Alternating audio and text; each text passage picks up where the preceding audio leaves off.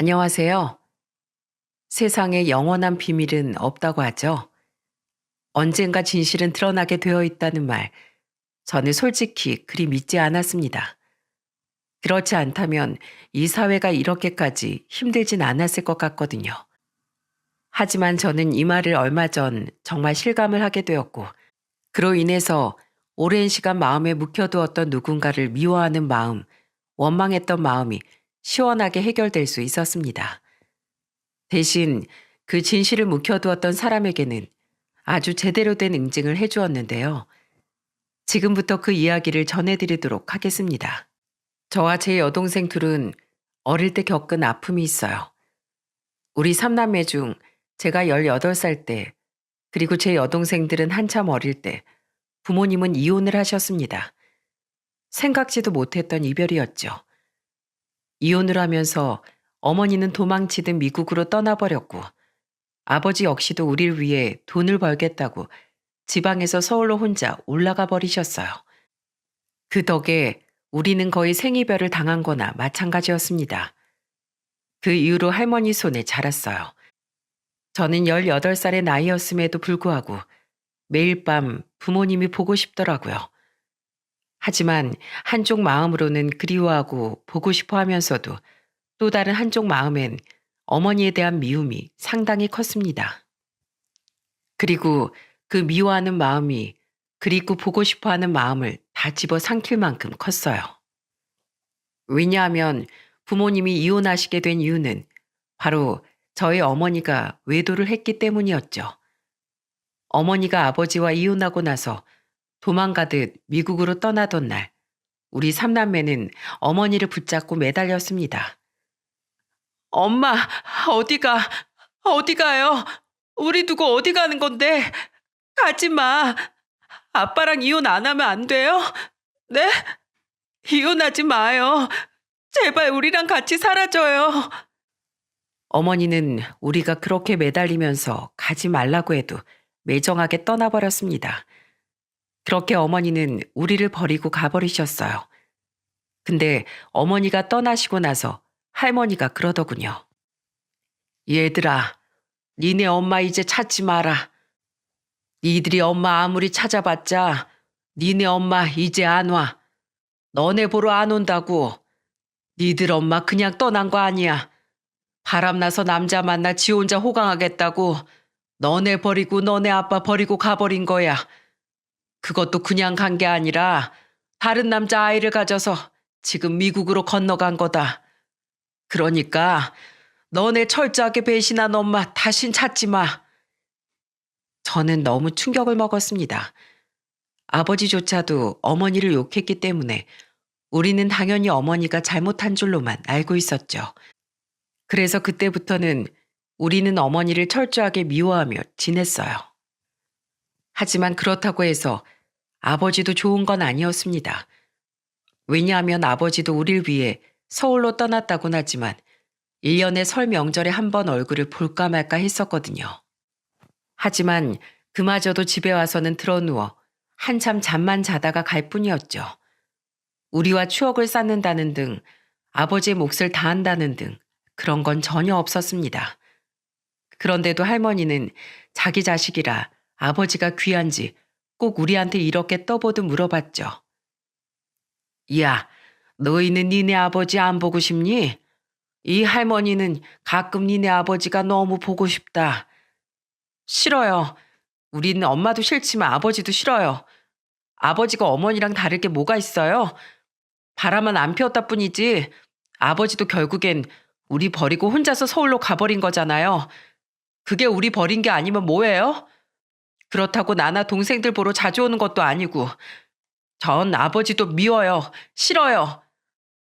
아이고, 그래도 니네 아버지를 미워하면 안 된다. 서울에서 너네 먹여 살리겠다고 열심히 일하느라 그런 것 아니냐. 그러니까 그러지 말어. 그러면 안 돼. 할머니는 꼭 그럼 애처롭게 아버지 편을 들었지만 우린 아버지가 원망스러웠습니다. 그래서 저는 부모의 도움 없이도 내 인생과 내 동생들을 책임지기 위해 악착같이 살았어요. 정말 독하게 마음먹고 살았죠. 그 덕분에 저는 다 커서 교수까지 될 수 있었습니다. 하지만 저는 교수가 되어 제 두 동생들에게 더 잘해주기도 전에 비극적인 일을 맞이해야 했습니다. 제가 20대 후반대였는데 막내 여동생이 병에 걸리게 된 거였죠. 여동생은 암투병을 하는 내내 매일을 힘들어했습니다. 그러면서 저한테 이런 말을 하더군요. 오빠, 나 정말 너무 원망스러워. 내 인생이 너무 불쌍해.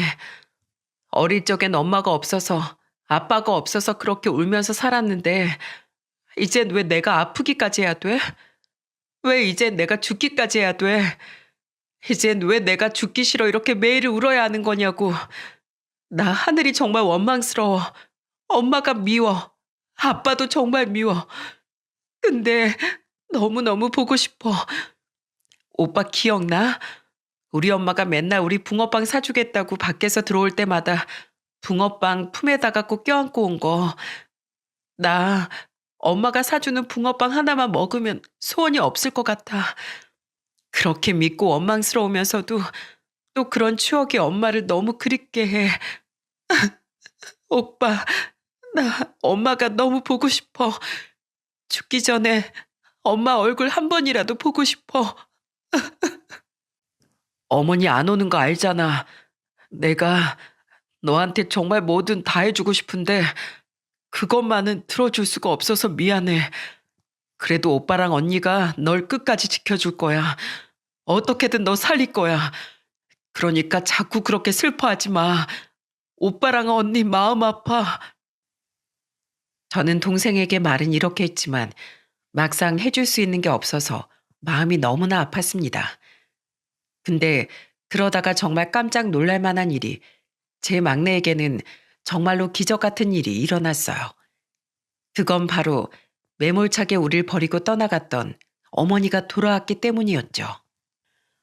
우리는 그때까지만 해도 다들 원래 살던 집에서 계속해서 살고 있었습니다. 근데 그 집으로 우리를 버리고 떠나갔던 그 어머니가 찾아온 것이었죠. 아들, 예, 정아가, 어머니? 정아가 엄마 얼굴 알아보는구나. 그래, 정아가 엄마야. 엄마라고. 내 아들, 이렇게 다 컸구나. 이렇게 다 컸어. 너무 보고 싶었어. 우리 아들 너무너무 보고 싶었어. 저는 거의 10년 만에 갑자기 나타나 버린 어머니 등장에 당황스러우면서도 끔찍했습니다. 우리 버리고 가버릴 때는 언제고 이젠 우리가 보고 싶었다며 울면서 오는 꼴이 정말 우스웠죠. 그래서 제 손을 꼭 잡고 펑펑 울고 있는 어머니에게 매몰차게 손을 뿌리치며 말했습니다. 이건 놔요. 내 손 잡지 마요. 우리 버리고 떠날 땐 언제고. 우리 삼남매 그냥 내팽개쳐버릴 땐 언제고. 다른 남자 만나서 떠난 주제. 왜 이제 와서 우릴 찾는 건데요? 왜 왔어요, 왜? 그 남자랑 평생 미국에서 살 것이지 여긴 왜 왔냐고요. 당장 가요. 당신 얼굴 꼴도 보기 싫으니까 여기에서 당장 떠나라고요. 정아가, 아니야. 아니야, 정아가. 엄마 너네 버린 거 아니야. 엄마 너네 정말로 많이 보고 싶었어. 매일같이 그리워했어. 엄마 말 믿어주면 안 되겠니? 웃기지 마. 당신의 그 가식적인 눈물은 보고 싶지도 않아요. 그러니까 당장 내 앞에서 사라져요. 당장이요. 저는 너무 싫어서 어머니에게 소리를 쳤습니다. 근데 이 소란을 집안에서 들은 제 여동생이 나왔습니다. 여동생 역시 충격을 받은 듯 했어요. 그러면서 같이 소리를 질러댔죠. 뭐야, 어머니예요? 진짜 어머니가 우릴 찾아온 거예요? 왜 이제 왔어요? 왜 이제서야 왔냐고요? 어머니 싫어요. 당장 가요. 가버리라고요. 우리 막내, 우리 그 불쌍한 막내가 지금 어떤 줄 알아요? 어떤 줄 아냐고요.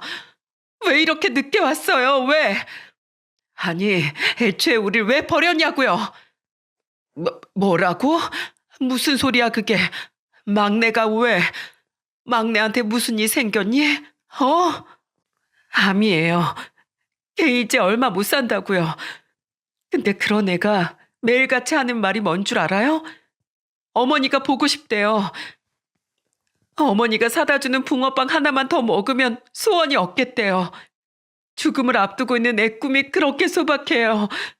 그런 애를 두고 도망가 버린 사람, 우린 싫어요.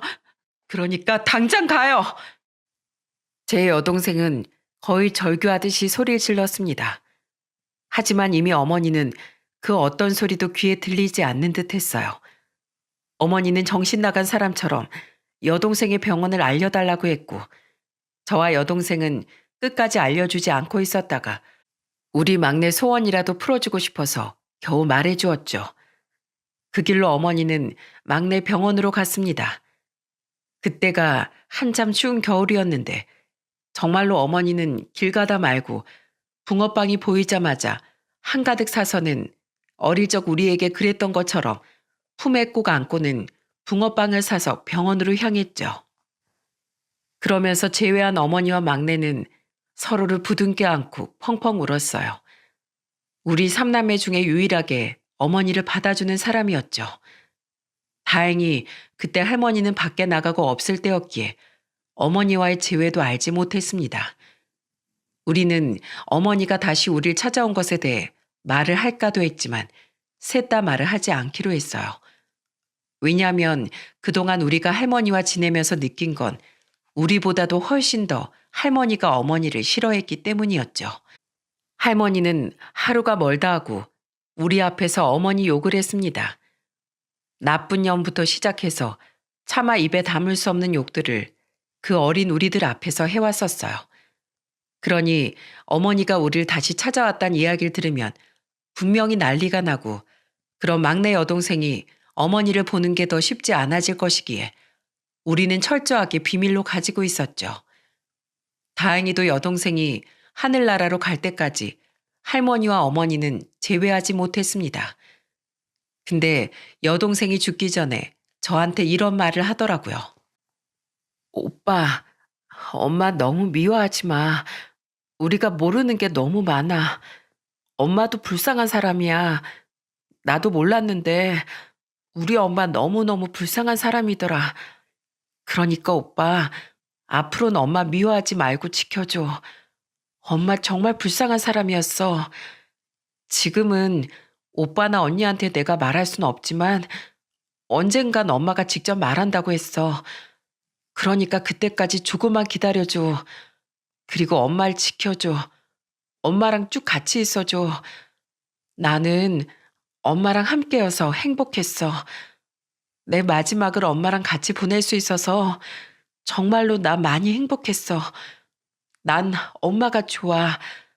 내가 그렇게 원하던 엄마가 사주는 그 붕어빵, 그거 원 없이 먹고 갈 수 있어서 행복해. 내 인생이 이렇게 짧게 끝나버리는 게 좀 아쉽긴 하지만 이젠 하고 싶었던 거 다 해서 괜찮아. 그러니까 오빠도 언니도 나 없다고 슬퍼하지 마. 알았지? 제 막내 여동생은 어느새 철이 들어서 저한테 이런 말을 하더군요. 참 기특하면서도 가슴이 아팠습니다. 항상 밝고 매일같이 행복하게 지내던 내 동생을 이제는 더 볼 수 없다는 사실에 마음이 미어지는 것 같았죠. 그렇게 해서 끝내 여동생은 하늘로 떠나버리고 말았습니다. 정말이지 너무나 슬펐어요. 그래도 불행 중 다행이라면 여동생이 그래도 마지막 2개월을 어머니와 함께 보낼 수 있었다는 거였죠. 할머니와 우리는 번갈아 가면서 막내 여동생 병간호를 했었는데 할머니가 없는 시간에 꼭 어머니가 함께 와서 간호를 해주셨어요. 그럼 제 막내는 그렇게 행복해 했었죠. 그러면서 편안하게 눈을 감은 막내를 보면서 다행이라고 여겼습니다. 그 이후로 막내 장례를 치르는데 아버지라는 사람은 막내 얼굴 보러 몇 번 오지도 않았으면서 장례식장에 와서 죽치고 앉아 있더라고요. 그것도 내내 술만 퍼마시면서 있었죠. 그 꼴이 보고 싶지 않아 저와 여동생은 그마저도 모르는 척하면서 동생 장례를 치르고 있었습니다. 그리고 그때 깜짝 놀랄 만한 인물이 등장했죠. 그건 바로 저희 어머니였어요. 어머니가 장례식장에 등장을 하자 바로 뒤집어진 인물이 있었습니다. 네, 누구겠어요? 바로 저희 할머니였죠. 할머니는 어머니 얼굴을 보자마자 펄쩍펄쩍 뛰면서 난리를 쳤죠. 뭐야? 너 뭐냐고? 언제 왔어? 한국에 언제 들어온 거야? 너 미쳤어? 여기가 어디라고 와? 너 안 나가? 어? 빨리 나가. 당장 나가라고. 한국에 왔으면 곱게 있다가 그냥 다시 돌아갈 것이지. 여긴 왜 온 거야? 여기가 어디라고 네가 와. 어머니, 정말 너무하신 거 아니에요? 내 딸이 죽었어요. 내 자식이 죽었다고요. 근데 이런 상황에서도 절 쫓아내시려고요? 그때처럼 또 쫓아내시려고요? 너 조용히 안 해? 너 그때 나랑 약속했지? 내가 지금 너희 자식들을 어떻게 키웠는데 지금까지 엄마 노릇 안 했음. 이제 애네들 네 자식도 아닌 거야. 내가 너 대신에 얼마나 애지중지 키웠는데 이제 와서 엄마 노릇 한다고? 흥, 웃기지도 않아서 원. 당장 꺼져. 썩 꺼져버리란 말이야. 할머니는 정말 너무하다 싶을 정도로 화를 내면서 어머니를 내쫓으려고 했어요. 하지만 어머니는 끝까지 있으려고 했지만 끝내는 버티지 못하고 그대로 가야 했습니다. 왜냐하면 거기에서 아버지까지 나서서 어머니를 몰아세웠고 그대로 그게 소란으로 이어지면서 여기저기서 항의를 하고 난리가 났었거든요. 결국에 어머니는 장례식장에서 쫓겨나듯 나갈 수밖에 없었습니다. 그 모습을 보면서 저는 참 처량하다는 생각을 했어요. 그러게 이렇게 비참한 꼴을 당할 걸 왜 와서는 이라는 생각이 들었죠. 그렇게 어머니는 막내의 장례를 끝내나 함께하지 못한 채로 장례는 마무리될 수밖에 없었습니다. 근데 장례가 끝나자마자 저와 여동생은 동생을 떠나보낸 충격에서 다 벗어나기도 전에 또 하나의 충격을 받아야 했어요. 그건 바로 생각지도 못한 상황이었죠. 왜냐하면 할머니와 아버지가 갑자기 우리 앞에 웬 여자를 데리고 왔는데 그 여자를 보며 하는 말이 아주 가관이었거든요. 자, 인사해라. 니네 새어머니다. 그게 갑자기 무슨 소리세요? 아버지 우리 모르게 재혼하셨어요? 아니면 이제 재혼하겠다고 말씀하시는 거예요? 재혼했어 이미. 너희한테 말을 못했다 뿐이지 진즉에 했었다. 뭐 같이 우리가 살 것도 아닌데 뭐하러 알릴까 싶어서 말은 안 했었지만 나 재혼했어. 앞으로 너희가 새어머니라고 불러야 할 사람이니까 그렇게 알아. 저희는 너무나 어이가 없었습니다. 그렇게 상관없는 사람을 왜 이제 와서 소개시켜주는 건지 이해가 가질 않았죠. 근데 얼마 못 가 바로 그 이유를 알 수 있었어요. 왜냐하면 그 뒤로 이어지는 할머니 말이 있었거든요. 니네 새어머니도 있고 하니까 이제 다시 니네 친엄마는 만나지도 마. 만날 생각도 하지 마. 여기가 어디라고 찾아와서는 이제서야 너희한테 엄마 노릇하겠다고 난리야. 니네 엄마 여기 돌아올 자리 없다. 여기 이제 만석이니까 다시 넌 보지 말라고 그래. 너네한텐 이미 다른 엄마가 있으니까 그 엄만 찾지도 마. 저는 할머니의 말에 그 의도를 단박에 알아차렸습니다. 할머니와 아버지는 혹여라도 다시 어머니가 우리를 찾아오고 우리가 어머니와 가깝게 지낼까 싶어서 그 통로를 완전히 막아버리는 거였어요.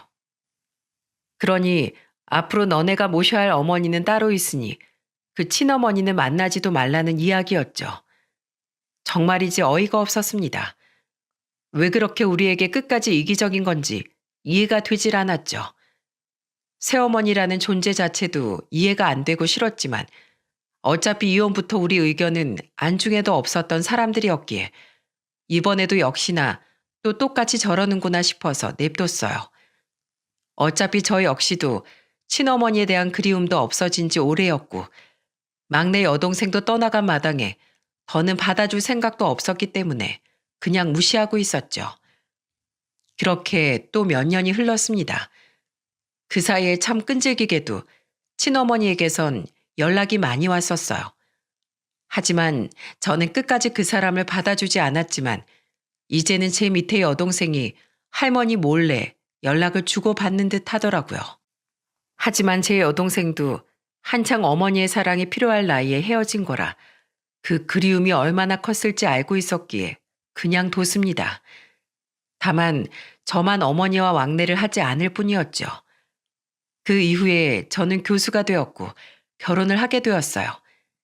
소개팅을 통해서 만난 여자와 결혼을 했고 제 결혼식장에는 아버지와 새어머니가 혼주석에 앉으셨습니다. 사실 저는 그 혼주석에도 누가 앉든 상관이 없었어요. 아니, 아무도 앉지 않아도 상관없었습니다. 그렇게 부모라는 존재는 저한테 그렇게 크고 중요한 존재가 아니었죠. 근데 그때 먼 발치에서 하객으로 와 있는 한 사람이 눈에 띄었어요. 그건 바로 제 친어머니였어요. 친어머니한테는 청첩장도 드리지 않았는데 제 여동생이 연락을 주고받으면서 식장 주소를 알려준 것 같더라고요. 하지만 차마 가까이 오지 못하고 먼 발치에서만 보고 가시는데 그것도 그냥 보고만 있었습니다. 근데 그 이후에 어머니는 저희 집으로 반찬을 이것저것 계속 보내주었어요. 핸드폰 번호는 알고 있었기에 전화해서 보내지 말라고 해도 끊임없이 보냈죠. 김치, 젓갈, 깍두기 이런 것들을 시도 때도 없이 보내는데 솔직히 말해 저는 그게 달갑지 않았습니다. 그래서 저는 안 되겠다 싶어서 어머니에게 전화를 걸어 아주 세게 말을 했어요. 어머니, 반찬 보내지 마시라니까요. 여기에서 그거 먹을 사람 아무도 없습니다. 왜 이제 와서 엄마 노릇인데요? 부모가 필요할 때 매정하게 떠나선 연락 한 통 없었으면서 이제 와서 이런 이유가 뭡니까? 대체 왜요? 교수 엄마라는 소리 듣고 싶어서 그럽니까? 그런 거예요? 그런 거면 그냥 이런 거 하지 말고 여기저기 말하고 다니세요. 난 아무 상관 없으니까. 이제 와서 양심 있는 척 이러는 게 더 싫습니다. 더 끔찍하다고요. 그런 거 아니야. 엄마가 해주고 싶어서 그래. 지금까지 못 해줬던 거 이제부터라도 해줄 수 있게 해주면 안 되겠니? 어? 미안해. 내가 정말 너한테 평생 사죄하면서 살게. 됐습니다. 저는 싫어요. 그냥 지금까지 그랬던 것처럼 둘째하고나 연락하면서 지내세요. 저는 앞으로도 더는 어머니 볼 일 없으니까 이런 아부 떨지 마시라고요. 저는 이렇게 매정하게 이야기를 하고는 전화를 끊어버렸어요. 그런데도 어머니는 끈질겼습니다. 그 이후로도 계속해서 보내더라고요. 그 덕에 제 아내는 많이 헷갈려 했어요. 친모와 새어머니가 있으니까 누구를 모셔야 하는지 잘 모르겠다고 이야기를 하던 거 있죠. 아유, 진짜 이런 거 좀 안 보내셨으면 좋겠어. 자꾸 이러니까 내가 어떤 어머니를 모셔야 할지 모르겠잖아. 진짜 자식 버린 사람이 양심도 없지. 당신이 얼마나 힘들게 살았는데 이제 와서 이런 아부를 다 떤대. 아유, 같은 여자지만 정말 너무 싫다 너무. 아내는 제 앞에서 아무렇지도 않게 저희 친어머니 욕을 하기도 했어요. 그 말이 제 가슴을 답답하게 했지만 저 역시 어머니를 대놓고 비난했던 사람이었기에 할 말이 없었습니다. 그러면서 또 한 번 사건이 터지고 말았죠. 이번에는 오랜 시간 부모를 대신해 우리를 키워준 할머니가 돌아가시는 일이었어요. 할머니도 암이셨어요. 할머니는 평소에 흡연을 많이 하셨는데 결국엔 그걸로 돌아가시더라고요.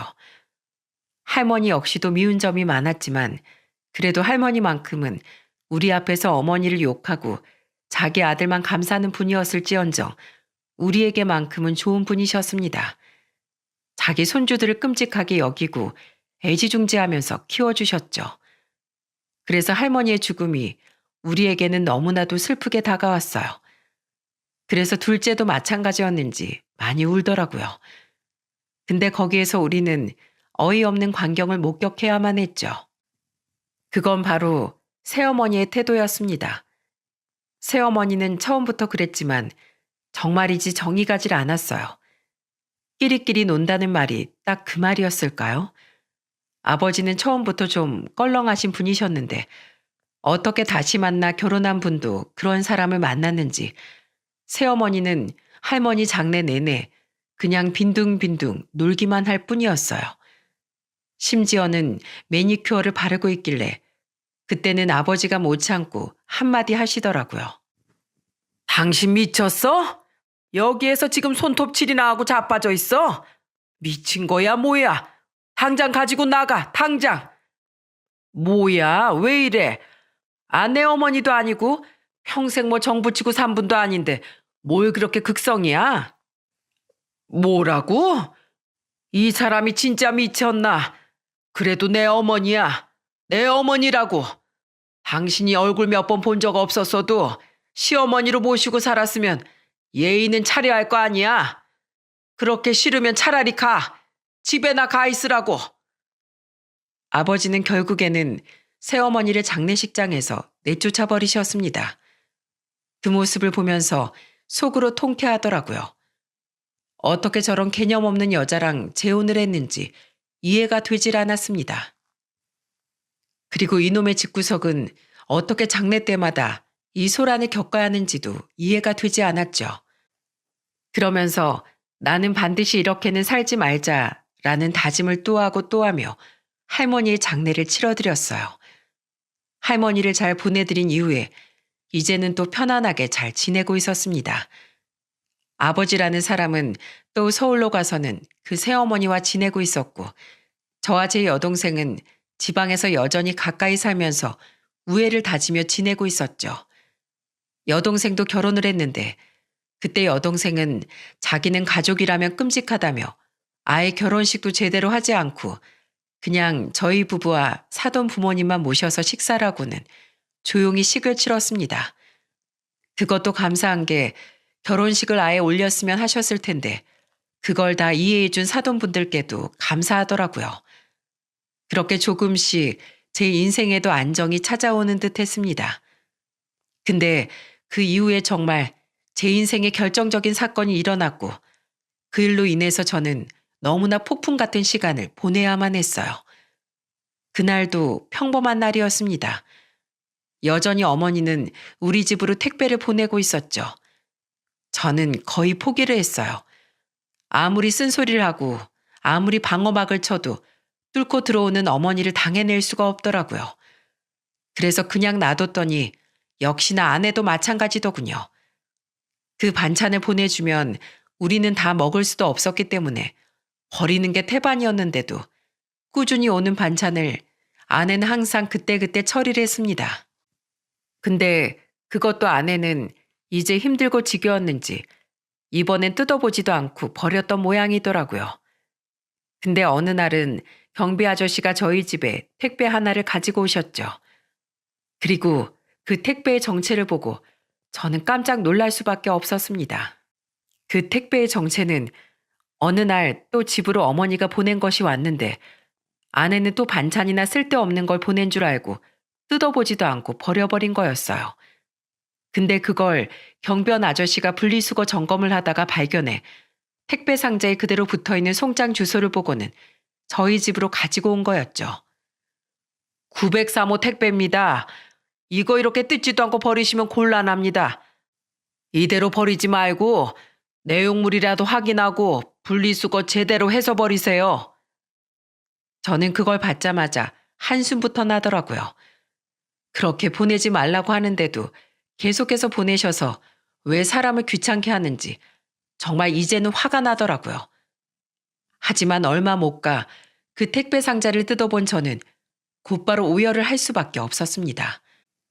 놀랍게도 짜증스레 열어봤던 그 택배 상자 안에는 어릴 때 찍었던 우리 삼남의 돌 사진부터 시작해 어릴 적 놀러가서 찍은 사진들, 집에서 엉엉 울면서 떼쓰는 사진들 등등 해서 우리들의 어렸을 적 모습들이 그대로 담긴 사진이 가득 들어가 있었어요. 그리고 미국에서 보내진 듯한 우편물 편지까지 싹 다 들어가 있었죠. 저는 그걸 보면서 이게 다 뭔가 싶었습니다. 처음에는 뭔지 모르겠더라고요. 하지만 거의 혼이 나간 사람처럼 그 안에 있는 내용물들을 보기 시작했어요. 그 중에서도 오랜 세월의 흔적이 쌓여있는 미국에서 보낸 듯한 편지들을 읽어보았죠. 그리고 저는 곧바로 오열을 할 수밖에 없었습니다. 사랑하는 우리 삼남매, 다들 잘 지내고 있는 거니? 엄마는 미국에 멀리까지 와서도 너희들이 너무 보고 싶어서 밤잠을 설친단다. 우리 사랑하는 삼남매, 너희들이 곤히 잠든 그 숨소리를 들으면 엄마도 바로 잠이 올 텐데 골골거리는 그 코골이 소리도 엄만 너무 그립다. 우리 막내는 열감기에 자주 걸렸는데 이제 그러진 않니? 너희가 아플 때마다 엄마가 옆에 있어줘야 하는데 그러지 못해서 가슴이 찢어질 것처럼 아파. 아마도 이 편지가 또 반송이 된다면 엄마 마음은 너무 슬프겠지만 언젠간 너희들에게 내 편지가 닿을 수 있길 바라면서 엄만 매일같이 편지를 써보려고 해. 사랑하는 우리 삼남매 씩씩하게 잘 자라줘. 그리고 언젠간 엄마가 다시 너희들을 보러 갈게. 사랑해 우리 아가들. 역시나 이번에도 편지가 반송되어 왔네. 너희들에게 언제쯤이면 내 편지가 닿을 수 있을까? 내 편지가 언제쯤이면 할머니 손이 아닌 너희 손으로 들어갈 수 있을까? 여기 미국의 생활은 참 외롭단다. 하루하루가 너희들을 그리워하며 살아서인지 멋진 풍경이 있고 멋진 사람들이 있는데도 불구하고 이 엄만 하나도 달갑지가 않아. 그저 너희들이 또 보고 싶고 보고 싶을 뿐이야. 사랑하는 우리 삼남매 너무 보고 싶다. 저는 이 편지들을 쭉 읽어나가며 오열을 했습니다. 어머니가 미국에서 생활하시면서 우리에게 보내셨던 편지들은 우리에게 닿지 않았기에 우리는 우리를 버리고 간 어머니가 완전히 이곳 생활을 다 잊고 혼자서 새로운 인생을 신나게 살고 있을 거라고 생각했기에 더 원망이 컸었어요. 하지만 그게 아니었습니다. 어머니는 철저하게 외로워하면서 우리들을 그리워하고 있던 거였어요. 근데 왜 도대체 우리를 떠나게 된 건지 이해를 할 수가 없었죠. 이렇게 애틋해하고 이렇게 하루하루를 우리를 그리워하면서 살았으면서 도대체 왜 우리를 버리고 미국으로 가버린 건지 이해할 수가 없더라고요. 하지만 그 진실 역시도 바로 알 수 있었습니다. 저는 가장 최근에 쓴 듯한 빳빳한 편지를 마지막으로 펼쳐서 읽었고 그 안에 충격적인 진실이 전부 다 담겨져 있기 때문이었어요.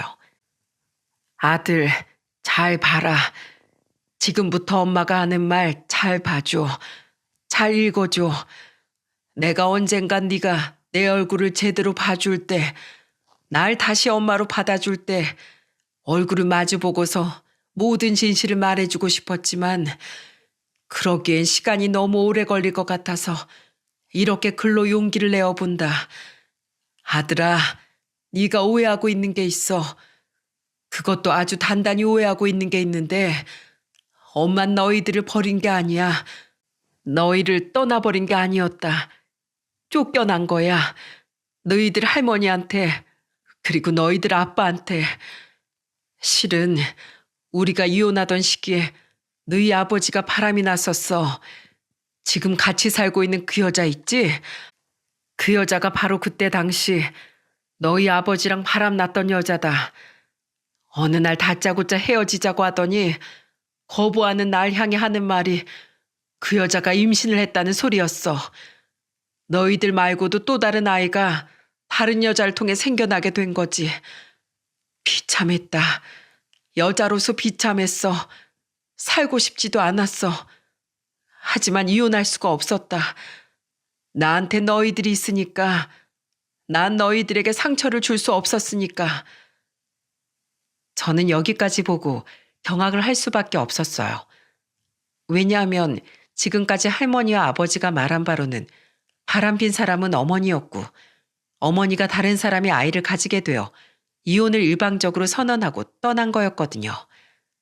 그래서 우릴 버리고 다른 남자와 아이를 선택한 어머니를 평생 미워하고 증오했던 거였어요. 근데 이제 와서 그게 전부 다 사실이 아니라고 하니 저는 놀랄 수밖에 없었죠. 그리고 그 뒤로 이어지는 말들을 들으면서 저는 엉엉 울었습니다. 왜냐하면 그 이후에는 어머니의 삶이 어떻게 철저하게 부서졌는지가 고스란히 담겨져 있었거든요. 난 아무래도 좋았어. 너희만 있다면 네 아빠가 바람을 피든 다른 여자를 만나든 아무런 상관이 없었지. 그래서 이혼을 못하겠다고 했더니 그때부터 날 협박을 하더라. 너희들에게 이 모든 사실을 다 알리겠다고. 그래서 떠날 수밖에 없었어. 차마 너희들한테 그런 상처를 줄 수는 없었거든. 그래서 그럼 너희를 데리고 떠나겠다고 했다. 나는 절대로 너희랑 헤어질 수는 없으니 너희를 데리고 가겠다고 했어. 근데 거기에서도 또 난 질 수밖에 없었다. 왜냐하면 사실 그때 난 너희들을 양육할 여건이 되질 않았거든. 그거란 니들 할머니가 자기는 건물이 있으니 그걸로 너희를 먹여 살리면 된다고. 네가 애들한테 해줄 수 있는 게 뭐냐. 그래서 어쩔 수 없이 너희를 두고 올 수밖에 없었어. 정말로 난 그땐 너희들 할머니 말처럼 너희들에게 해줄 수 있는 게 아무것도 없었거든. 그래서 도망치듯 난 나올 수밖에, 쫓겨날 수밖에 없었던 거야. 미리 말하지 못해서 미안하다. 너희가 이렇게 날 오해하고 상처받을 거라는 걸 그때 알았더라면 난 절대로 너희를 포기하지 않았을 거야. 끝까지 옆에 있거나 데리고 떠났을 거야. 이 엄마가 무지했어. 이 엄마의 판단이 어리석었다. 정말 미안하다, 아들. 이제라도 이 모든 걸 고백하는 엄마를 용서해 주겠니? 네가 믿지 못할 것 같아서 증거도 다 보냈어. 상자 안에 녹음기 넣어놨다. 거기에 모든 진실이 다 들어가 있으니까 그것까지 들어보고 엄마를 용서해 줄 수 있다면 연락 줘. 기다리고 있으마, 아들. 그리고 다시 한번 말하지만 그때도 지금도 앞으로도 사랑한다, 내 아들아. 저는 이 편지를 붙잡고 오열을 했습니다.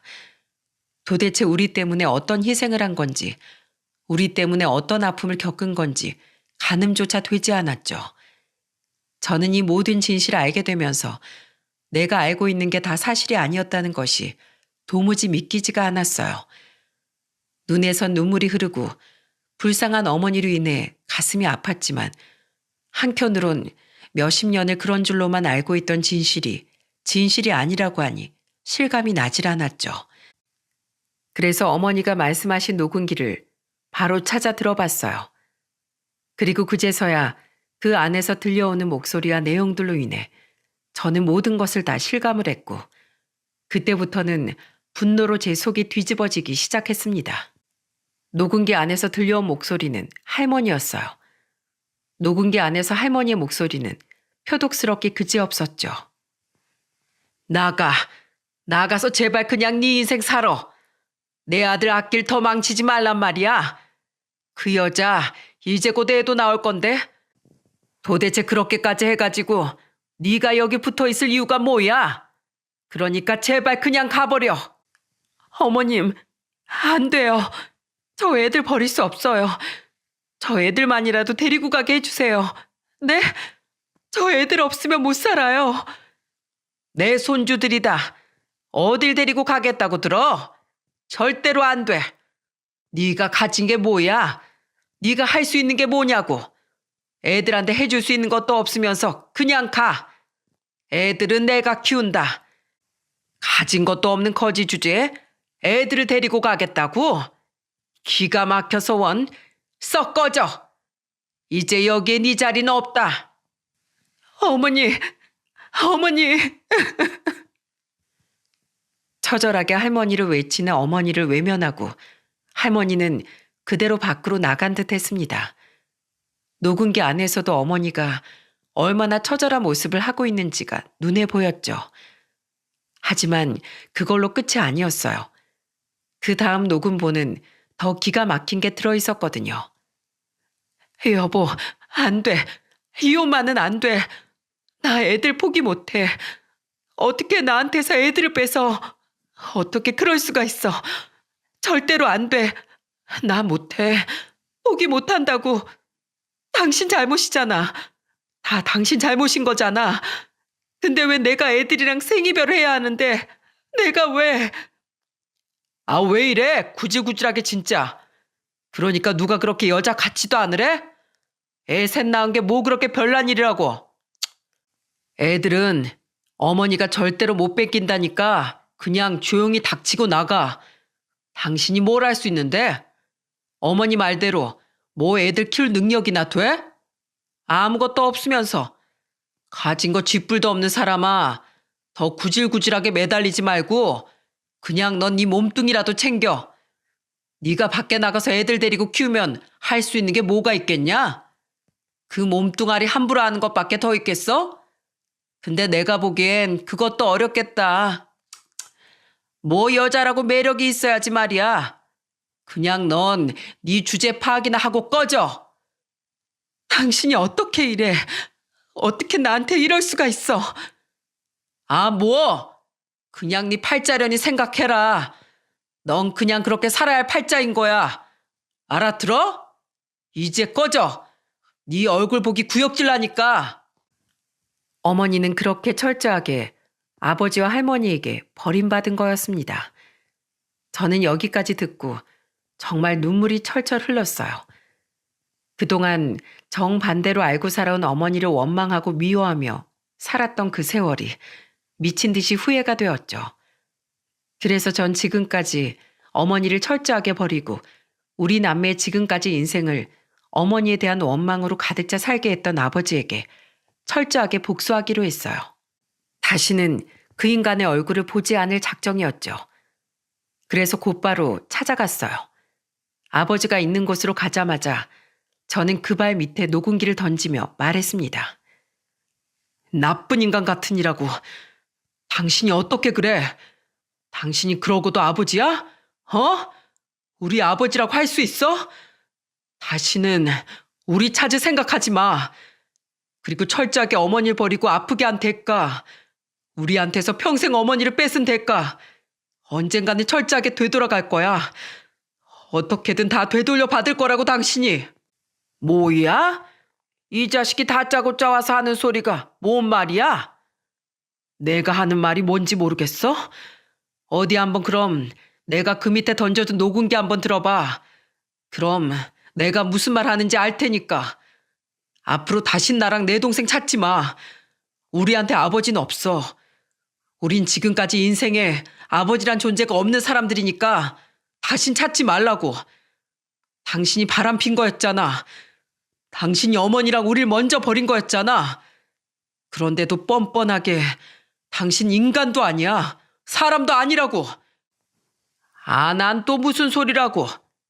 야, 벌써 언제 저기 얘기를 이제 와서 하고 있는 거야? 그게 뭔 상관인데? 그래서 니네가 뭐 굶고 살았어? 아니잖아. 이것들이 기껏 키워놨더니만 하는 소리가 아주. 야, 됐다 됐어. 나도 어차피 니네 걸리적거리고 싫었어. 니네 할머니 때문에 데리고 있었지. 내가 뭐 좋아서 니네 데리고 있었던 것 같냐? 그러니까 애초에 내가 너네 보러 가지도 않은 거야. 그래, 알아서 내 인생에서 꺼져준다니 고맙다. 내가 자식이 너네만 있는 것도 아니고. 그래, 가라, 가. 정말이지 끝까지 아버지란 인간은 끔찍한 사람이었어요. 저는 그대로 울부짖으며 나왔습니다. 어머니한테는 죄송해서 갈 수도 없었어요. 불효자 짓을 한 내가 어떻게 감히 어머니한테 갈 수 있을지, 가도 되는 건지 모르겠더라고요. 하지만 용기 내서 찾아갔습니다. 정말로 평생을 미워하며 산다고 했지만 사실은 저의 내면 깊은 곳에선 어머니에 대한 그리움과 갈증이 컸었거든요. 바로 어머니에게 찾아간 저는 어머니 얼굴을 보자마자 눈물을 흘리며 와락 껴안았습니다. 그리고는 말했어요. 어머니,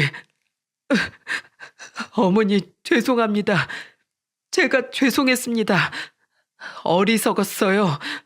우리 그렇게나 사랑해줬던 어머니인데 왜 어머니가 우릴 버리고 그렇게 떠나갔을 거라고 생각하고 믿어버린 건지 죄송합니다. 평생을 원망해서 어머니를 힘들게 해서 아프게 해서 죄송합니다. 이 불효자를 용서하세요. 아니야, 아니야, 아들아. 고맙다. 엄마 말 믿어주고 엄마를 용서해줘서 고마워. 어쨌든 난 너희를 버리고 떠난 게 맞잖아. 엄마가 그동안 얼마나 미웠니? 엄마가 얼마나 원망스러웠어 그래. 고마워. 지금이라도 이렇게 엄마 안아줘서 고맙다. 보고 싶었어요. 사실은 너무 보고 싶었어요. 어머니가 그리웠어요. 사무치게 그리웠습니다. 알어. 알어. 미안해. 엄마가 너무너무 미안해, 아들. 사랑한다. 이 엄마는 우리 아들을 한순간도 잊은 적이 없어. 항상 사랑했어. 이제 마음껏 표현할게. 이젠 우리 다신 떨어지지 말자. 그렇게 저희는 감격스러운 재회를 했습니다. 정말로 저는 펑펑 울면서 어머니와 감격스러운 재회를 했죠. 그리고 그제야 정신을 차리고 여동생에게도 알리고자 했는데 여동생은 이미 알고 있더라고요. 다만 어머니는 제가 워낙에 어머니를 미워하니 차마 저한테만큼은 쉽게 말을 할 수 없었다고 하셨죠. 그래서 우리는 몇십 년 만에 어머니와 마주 앉아 밤새도록 이야기를 나눴습니다. 정말 행복했어요. 그러면서 가슴에 진 응어리를 다 풀어낼 수 있었죠. 근데 한 가지 너무나 슬픈 소식이 있었어요. 그건 바로 어머니가 아프다는 소식이었죠. 어머니는 자신에게 시간이 얼마 남지 않은 걸 알게 돼 그래서 더는 시간이 없다는 걸 알고는 용기 내서 저한테 이 모든 것을 말씀하셨던 거였죠. 저는 너무나 늦게 알아버린 것에 대해 후회되고 슬펐지만 그래도 지금이라도 알게 된 것에 감사하기로 했습니다. 그래도 어머니의 마지막을 챙겨드릴 수 있으니 그거라도 다행이다 여기기로 했어요. 그래서 지금은 동생과 함께 어머니를 간호하고 있는 중이랍니다. 어머니는 미국에 있던 언니에게로 도망가 살았으면서도 항상 마음만은 우리한테 있었다고 하셨어요. 그리고 우리와 함께 하는 순간들을 늘 꿈꾸셨다고 했죠. 그 어머니의 꿈을 우리는 어머니의 마지막까지 지켜드리려고 부단히 애쓰고 있습니다. 제 아내도 지난 날에 자신의 잘못을 눈물을 흘리며 어머니께 사죄를 드렸어요. 그래서 지금은 저와 함께 같이 어머니 간호를 돕는 중이랍니다. 그 이후 어머니는 병세가 더 좋아지진 않으셨지만 많이 행복해하고 계세요. 이제는 죽어도 여한이 없다고 말씀하고 계십니다. 반대로 아버지란 인간은 어떻게 됐는지 아세요? 지금은 완전히 상황이 역전되어서 혼자 철저하게 힘들게 지내고 있는 중이에요. 왜냐하면 저희 할머니에게는 건물이 하나 있었고 그 건물을 운운하면서 자신한테는 우리를 키울 능력이 있으니 떠나라고 했던 건데 이제는 할머니가 돌아가시면서 그게 아버지에게로 상속이 되었지만 그걸 가지고 있었던 시간도 얼마 안 되어 완전 빈털터리가 되었거든요. 알고 보니 그 건물을 가지고 투자를 했는데 그게 잘못돼서 완전히 쪽박 난 듯 했습니다. 그렇게 쪽박이 나니 새어머니란 인간도 재산을 보고 노리고 그 자리에 앉아있던 거였는데 그게 없어지니 바로 도망을 가버린 듯 했죠. 그것도 또 자기가 낳은 자식을 데리고 말이죠. 그러니 쪽박에 완전히 빚쟁이의 외톨이까지 된 아버지는 다시 우리를 찾아왔지만 우리는 받아주지 않았습니다. 그대로 매몰차게 돌려보냈죠. 그렇게 아버지는 제가 말했던 것처럼 자기 죄값을 다시 톡톡히 되돌려 받게 되었습니다. 여러분, 이게 세상의 이치인 것 같습니다. 진실은 언제든 밝혀지게 되어 있고 사람의 죄는 언제든 자신에게로 다시 돌아온다는 것이요. 저는 이 모든 것을 보면서 정말 정신 차리고 똑바로 살아야겠다는 생각이 들었어요. 그래서 앞으로도 저는 정직하게 그리고 죄 짓지 말고 착하게 살려고 합니다. 여러분께도 제 사연을 들려드리는 이유가 바로 이 때문이에요. 여러분도 누군가를 아프게 하거나 힘들게 한다면 언제든 그건 자신에게로 또다시 돌아올 수 있다는 걸 아시고 하루하루를 정직하고 착하게 그리고 주변에 있는 사람들을 사랑하고 끝까지 함께하며 사시는 여러분들이 되셨으면 좋겠습니다. 그리고 저 역시도 그렇게 살아보려고 하니 부디 앞으로 저와 우리 가족들 그리고 저희 어머니를 지켜봐 주시며 응원해 주세요. 제 사연을 들어주셔서 정말 감사합니다. 안녕하세요. 저는 경기도 수원에 사는 50대 여자입니다. 매일 사연을 듣기만 하다가 저한테도 영화에나 나올 법한 일이 일어나서 이렇게 제보하게 되었어요. 여러분, 권선징악 사자성어 아시죠? 저는 사실 어릴 때 학교에서 권선징악 얘기를 많이 들었으나 직접 경험은 딱히 해본 적이 없었어요. 생각해보면 너무 평범하게 살아서 그랬던 것 같기도 해요. 그런데 이번에 정말 말 그대로 나쁜 사람이 벌을 받고 착한 사람이 복을 받는 얘기가 저한테도 일어나서 제보하게 되었어요. 바로 저희 시댁과 관련된 내용이에요. 정확히는 아주버님 아내인 형님이요. 저는 사실 결혼할 때까지만 해도 이런 일이 일어날 줄 몰랐었거든요. 저는 그냥 남편과 대학에서 처음 만나서 연애하고 결혼했어요. 인생 첫 남자친구였고 남편도 제가 첫 여자친구였어요. 서로 신입생 동기로 만나서 그렇게 한 번도 헤어지지 않고 그대로 결혼하게 됐어요. 저는 어려서부터 정말 무던한 편이었어요. 정말 너무 평범하게 살아왔고 결혼도 그냥 정말 무탈하게 진행되었어요. 양가에서도 같은 대학이고 오래 사귀었으니 서로 마음에 들어 하셨고 남편도 저도 예민하지 않고 무난한 성격들이라 정말 평생 이렇게 재미없지만 고요하게 살아갈 줄 알았어요. 사실 제가 남편과 결혼을 결심하게 된 이유는 무심함 때문이에요. 제가 이런 얘기를 하면 제 친구들은 다정한 사람이 최고라고 하던데 저는 이상하게 남편의 무심함과 예민하지 않고 무던한 모습이 그렇게 좋더라고요. 아무튼 그래서 그렇게 시댁을 처음 인사 갔을 때가 기억나요. 남편은 아버지가 초등학교 때 돌아가셨다고 미리 저에게 말을 했었어요. 그래서 시어머니가 홀로 살아 계셨고 형이 한 명 있는데 그 형은 결혼해서 나가 산다고 했어요. 딱 저 말만 듣고서는 사실 걱정을 많이 했어요. 왜냐면 홀 시어머니는 힘들 수도 있다고 주위에서 그랬거든요. 그러나 시어머니의 첫인상은 굉장히 화끈하셨어요. 드디어 미영이가 우리 며느리가 되는구나. 진짜 가족이 되다니 너무 기쁘다. 오래 만났고 제가 남자친구 군대도 다 기다려주어서 시어머니는 저를 굉장히 예뻐하셨어요. 말은 그렇게 많지 않으셨지만 홀로 형제를 키워서 그런가 마냥 호락호락하지는 않으셨어요.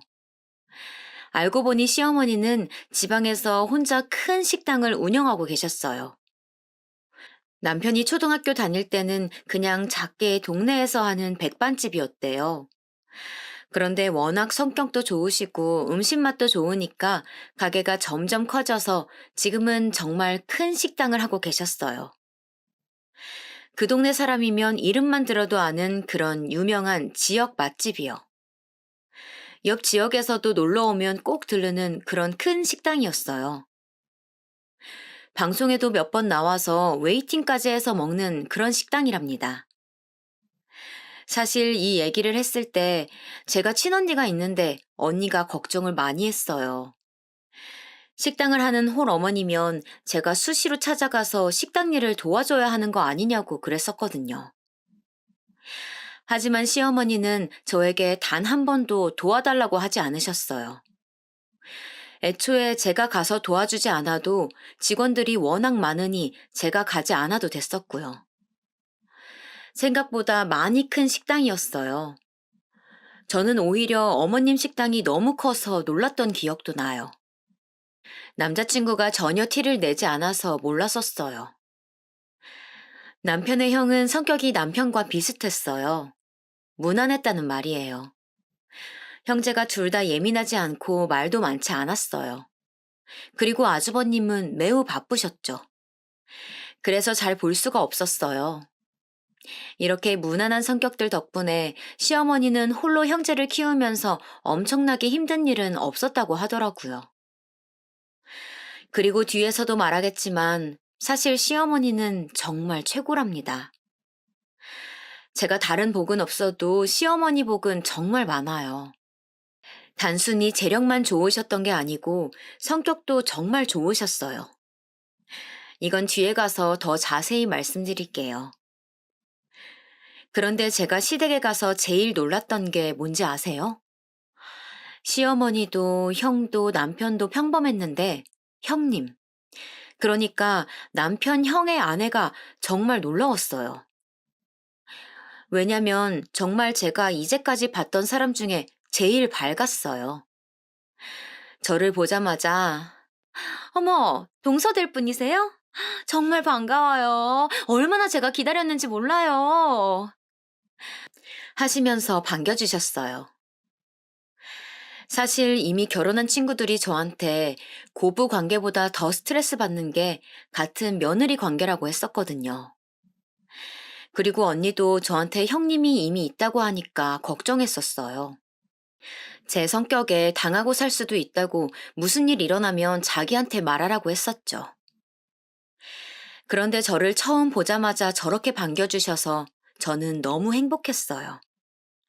친언니한테도 자랑도 할 정도로요. 어머, 동서, 친언니가 있어요? 그럼 더 잘됐다. 언니처럼 편하게 대해줘요. 형님은 정말 텔레비전에 나오는 연예인들보다 성격이 밝더라고요. 저는 낯을 굉장히 많이 가리는 편이라 시댁 가족들에게 어떻게 다가가야 하나 정말 걱정이 많았어요. 하지만 어머니도 저를 따뜻하게 맞이해 주시고 형님도 저를 반겨주시니 결혼 초반에 굉장히 기분이 좋았어요. 남편한테 듣기론 형님은 그 지역 토박이래요. 그래서 남편 어머니의 식당이 커가는 것을 다 직접 보고 자랐다고 하더라고요. 아주버님과도 아주 어렸을 때부터 알던 사이였고요. 그래서 시댁에 갈 때 형님이 있을 때와 없을 때는 확실히 분위기가 달랐어요. 시어머니가 혼자 산다고 제가 말했잖아요. 형님은 혼자 사시는 시어머니에게 정말 거짓말 안 하고 이틀에 한 번씩은 찾아갔대요. 찾아갈 때마다 먹을 것도 사가고 가서 어머님 마시는 것도 많이 사드리고 그랬다고 하더라고요. 시어머니가 혼자 주택에 사셨었는데 주택 사시는 분들은 아시겠지만 관리를 엄청나게 해줘야 하잖아요. 손이 너무 많이 가서 힘든데 그런 사소하게 챙겨야 하는 것도 형님이 하셨대요. 게다가 여행도 둘이 다녔대요. 제주도 여행을 시어머니와 며느리 둘이 가는 게 가능한 건가요, 여러분? 심지어 그런 제안들은 다 형님 입에서 나왔다고 하더라고요. 그렇게 지극정성으로 챙기니 저는 슬슬 눈치가 보이기 시작했어요. 저희 시어머니 성격상 저한테 절대 뭐라 눈치 주시는 분은 아니세요. 그래도 제가 아무리 묻어내도 바보가 아니잖아요. 형님이 매번 저렇게 나서니까 나도 같은 며느리 입장에서 눈치가 보였어요. 그 누구도 저에게 너도 좀 챙기라고 말하지 않았지만 그냥 저렇게 행동하니까 슬슬 불편해지더라고요. 친구들한테 말하니 형님이 고단수라고 하던데 그때는 그 말이 뭔지도 몰랐어요. 언젠가 너무 신경 쓰여서 남편에게 말했던 적이 있어요. 여보, 그런데 형님 저러시는 거는 아주버님이 시킨 건 아니겠지? 형이 누구한테 저렇게 시킬 사람 아니야. 그냥 형수 혼자 저러는 거야. 당신은 너무 저기에 신경 쓰지 않아도 돼. 무시하려고 해도 같은 며느리니까 조금 불편한 건 사실이야. 당신은 여자가 아니라 완전히 내 마음을 모르겠지만 말이야. 당신 나처럼 묻어난 줄 알았는데 아니네? 아니, 이 사람이 진짜 왜 이래? 장난이야. 그런데 정말 무시해도 돼. 형수 저러는 거 당신은 딱 보면 모르겠어? 어머니 가게 물려받으려고 저러는 거잖아.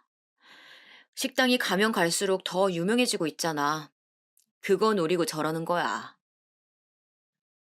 이제야 해답이 보이는 기분이었어요. 저는 전혀 눈치를 채지 못하고 있었는데, 바로 가게를 노리고 시어머니에게 잘해준 것이라고 하더라고요.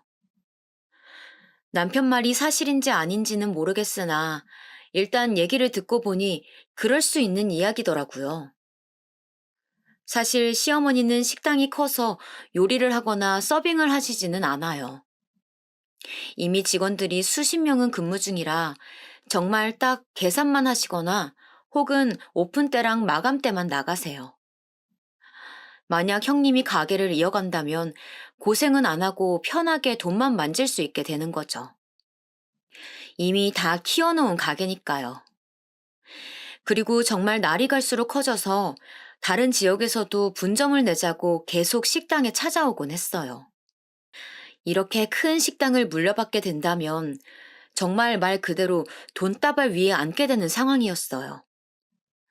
어쨌든 남편 말대로 저와는 상관이 없으니 나는 나대로 살아야지 생각했는데 이런 비교되는 마음은 제가 아이를 낳고 나서는 더 심해졌어요. 아주버님과 형님에게는 아들이 한 명 있었어요. 그리고 저도 몇 년 뒤에 똑같이 아들을 낳았고요. 같은 성별이라 둘이 친하게 지냈고 형님과도 자연스럽게 더 자주 만나게 되었어요. 아주버님이 워낙 바쁘다고 했잖아요. 그래서 집에 잘 없으셨어요. 형님이 우리 집에 놀러 오면 같이 애들도 공동 육아를 하고 밥도 먹이며 친하게 지냈었죠. 친언니한테도 형님이 잘 챙겨줘서 너무 좋다고 말했었는데 어느 날 남편이 저한테 그러는 거예요. 형수 진짜 대단해. 아기를 어떻게 매일 보여줘? 저는 정말 깜짝 놀랐어요. 형님하고 일주일에 2번은 만나는데 저한테는 시어머니 얘기를 전혀 하지 않았거든요. 제가 무슨 말이냐고 남편에게 물어봤더니 형님이 글쎄 시조카를 매일 시어머니에게 보여주고 있다는 거예요. 그것도 가게로 찾아가서 보여줬대요. 찾아갈 수 없으면 영상통화로 보여주고 있었다는 거예요. 안부 인사 겸 매일매일 연락한다던데 저는 정말 꿈에도 몰랐어요. 제가 형님에게 시어머니한테 언제 찾아가 볼까 얘기해도 그냥 아무 말 없이 웃길래 저도 그냥 넘겼었거든요.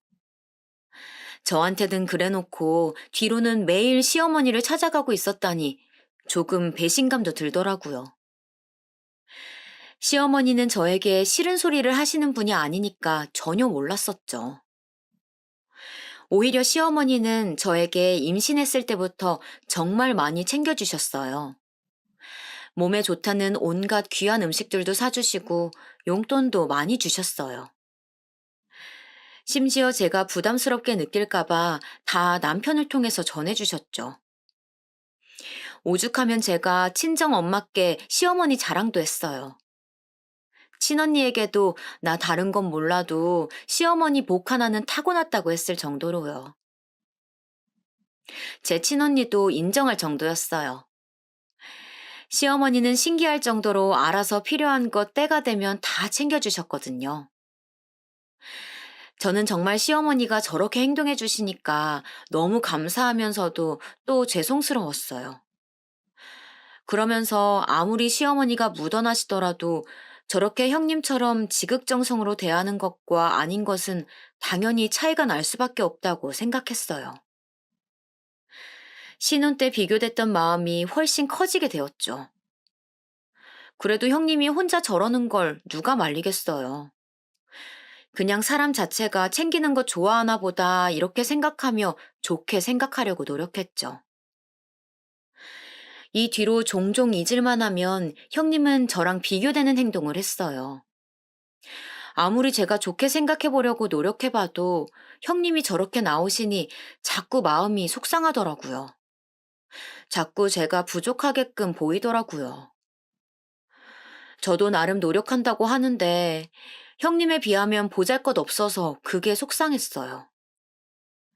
하지만 그럴 때마다 남편이 저렇게 행동하는 거 언제까지 갈 것 같냐고 우리는 우리의 길을 걷자고 해서 위안으로 삼았죠.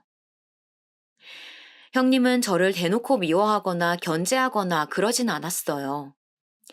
하지만 은근히 저러니까 제가 화내기도 애매하더라고요. 그렇게 오묘한 사이로 아이들도 점점 커갔고, 저도 중간에서 눈치가 조금 보이긴 했지만 남편만 믿고 의지하며 잘 지냈었어요. 아이가 초등학교에 입학하자 더 바빠져서 저도 어느 정도 내려놓고 살고 있었죠. 아, 이렇게 말하니까 저는 시댁에 못해준 것처럼 생각하실 수도 있는데 전혀 아니랍니다. 저희 친정에서도 시어머니가 혼자 사시니까 많이 챙겨주라 말씀하셨고, 저도 시어머니가 싫지 않고 오히려 잘 만났다고 생각해서 나름 도리는 하던 상황이었어요. 형님처럼 매일 연락은 하지 못해도 주기적으로 찾아갔었고, 명절이나 생신 때에도 섭섭하지 않게 챙겨주었어요. 다만 형님처럼은 못해줬다 이거죠. 둘이 여행을 간다거나 그런 거요. 저도 나름 노력을 하고 있었지만 정말 저렇게 과하게 행동하는 사람이 나오면 어쩔 수 없이 비교가 되니까 그게 힘들었다는 말이랍니다. 그리고 얘기가 나와서 말인데 저는 시어머니를 정말 좋아해요. 제가 진짜 다른 건 몰라도 시어머니 복은 확실히 있는 편이라고 자부해요. 제 성격이 워낙 조용하고 내성적이어서 때때로 형님 기분을 따라가기 힘들었는데 시어머니는 단 한 번도 비교하시거나 그러지 않으셨어요. 사실 당연히 사람이니까 자기한테 잘해주는 사람이 좋잖아요. 당장 제가 시어머니라고 생각해봐도 저는 저한테 잘하는 며느리가 더 예쁠 것 같거든요. 그런데도 시어머니는 저에게 내색 한번 하신 적 없어요. 그래서 지금까지도 참 감사해요. 아무튼 그러던 어느 날 남편이 저녁 먹다가 얘기를 꺼냈어요. 형수가 어머니한테 식당 옆에 카페 하나 차리고 싶다고 했대. 갑자기 무슨 카페? 말 그대로 식당이 백반집이니까 옆에서 카페 차리면 서로 좋은 영향을 줄 수 있을 것 같다고 그랬다네. 어머니는 그거 듣고 당신이 돈 내주신다고 했나 봐. 아, 그래? 잘 됐네. 자기는 괜찮아? 뭐가? 형수한텐 카페 차려주는데 자기한테는 아무것도 없잖아. 나는 그냥 이렇게 사는 게 운명인가 보지 뭐. 제가 이렇게 얘기하자 남편은 크게 웃었어요. 저의 이런 점이 좋다나 뭐라나. 그런데 진심이었어요. 저는 어머님이 형님한테만 카페를 차려주셔도 아무렇지도 않았어요. 그리고 이미 시어머니는 저한테 충분히 잘해주셨어요. 여기서 오히려 더 바라는 게 민망해질 정도였어요. 그런데 어머님도 저한테 연락이 오더라고요.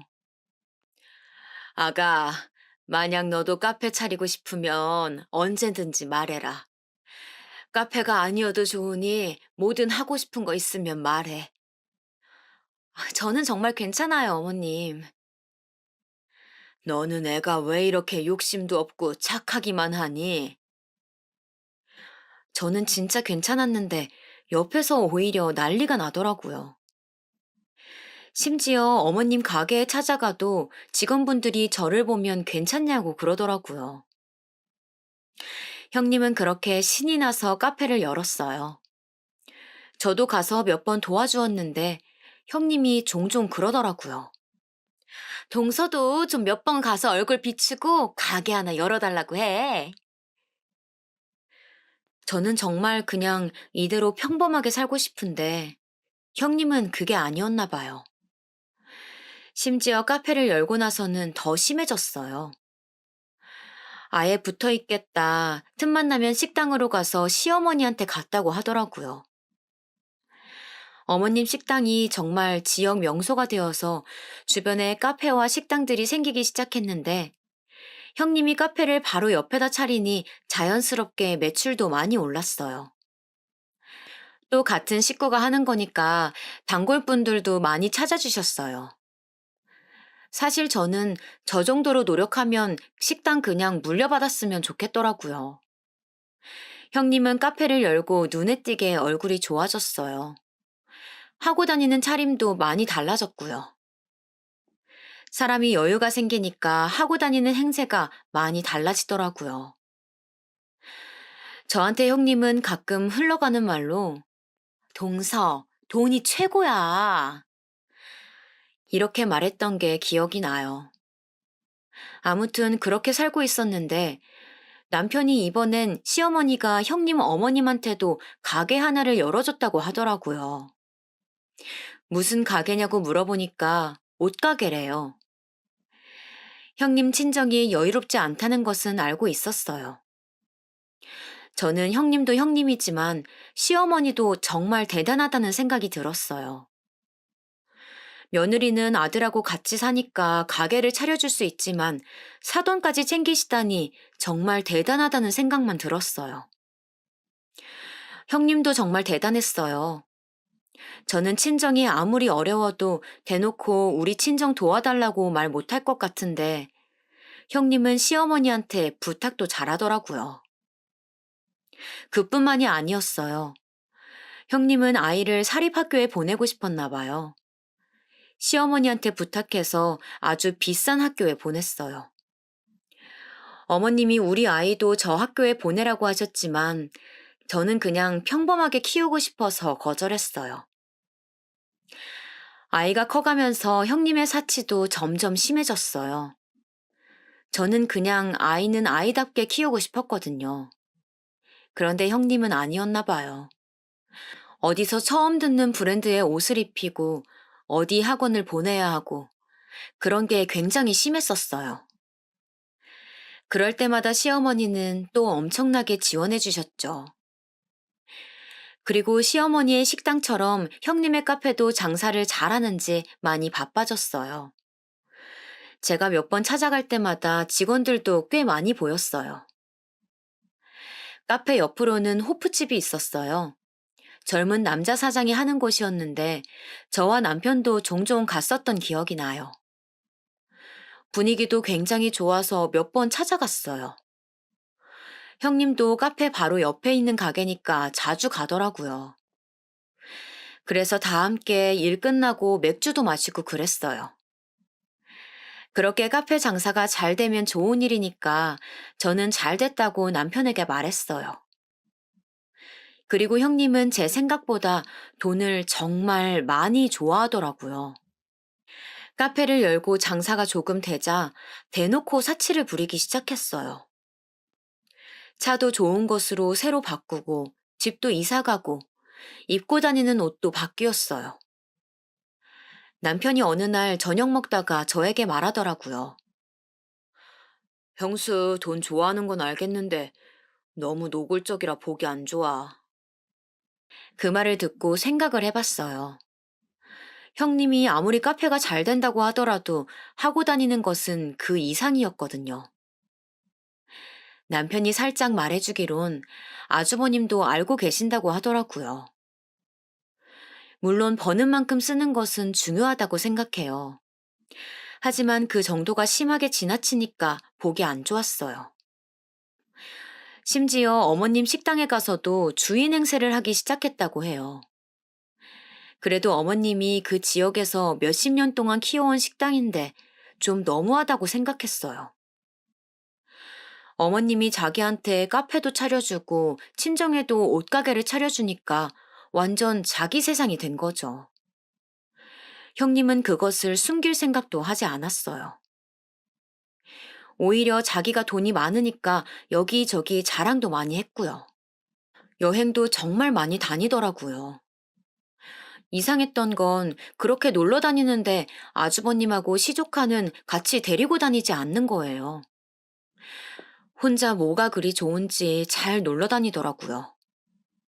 카페가 잘 되면서 시어머니를 찾아가는 것도 빈도가 많이 줄었다고 해요. 남편은 그걸 보고 저럴 줄 알았다고 이야기하더라고요.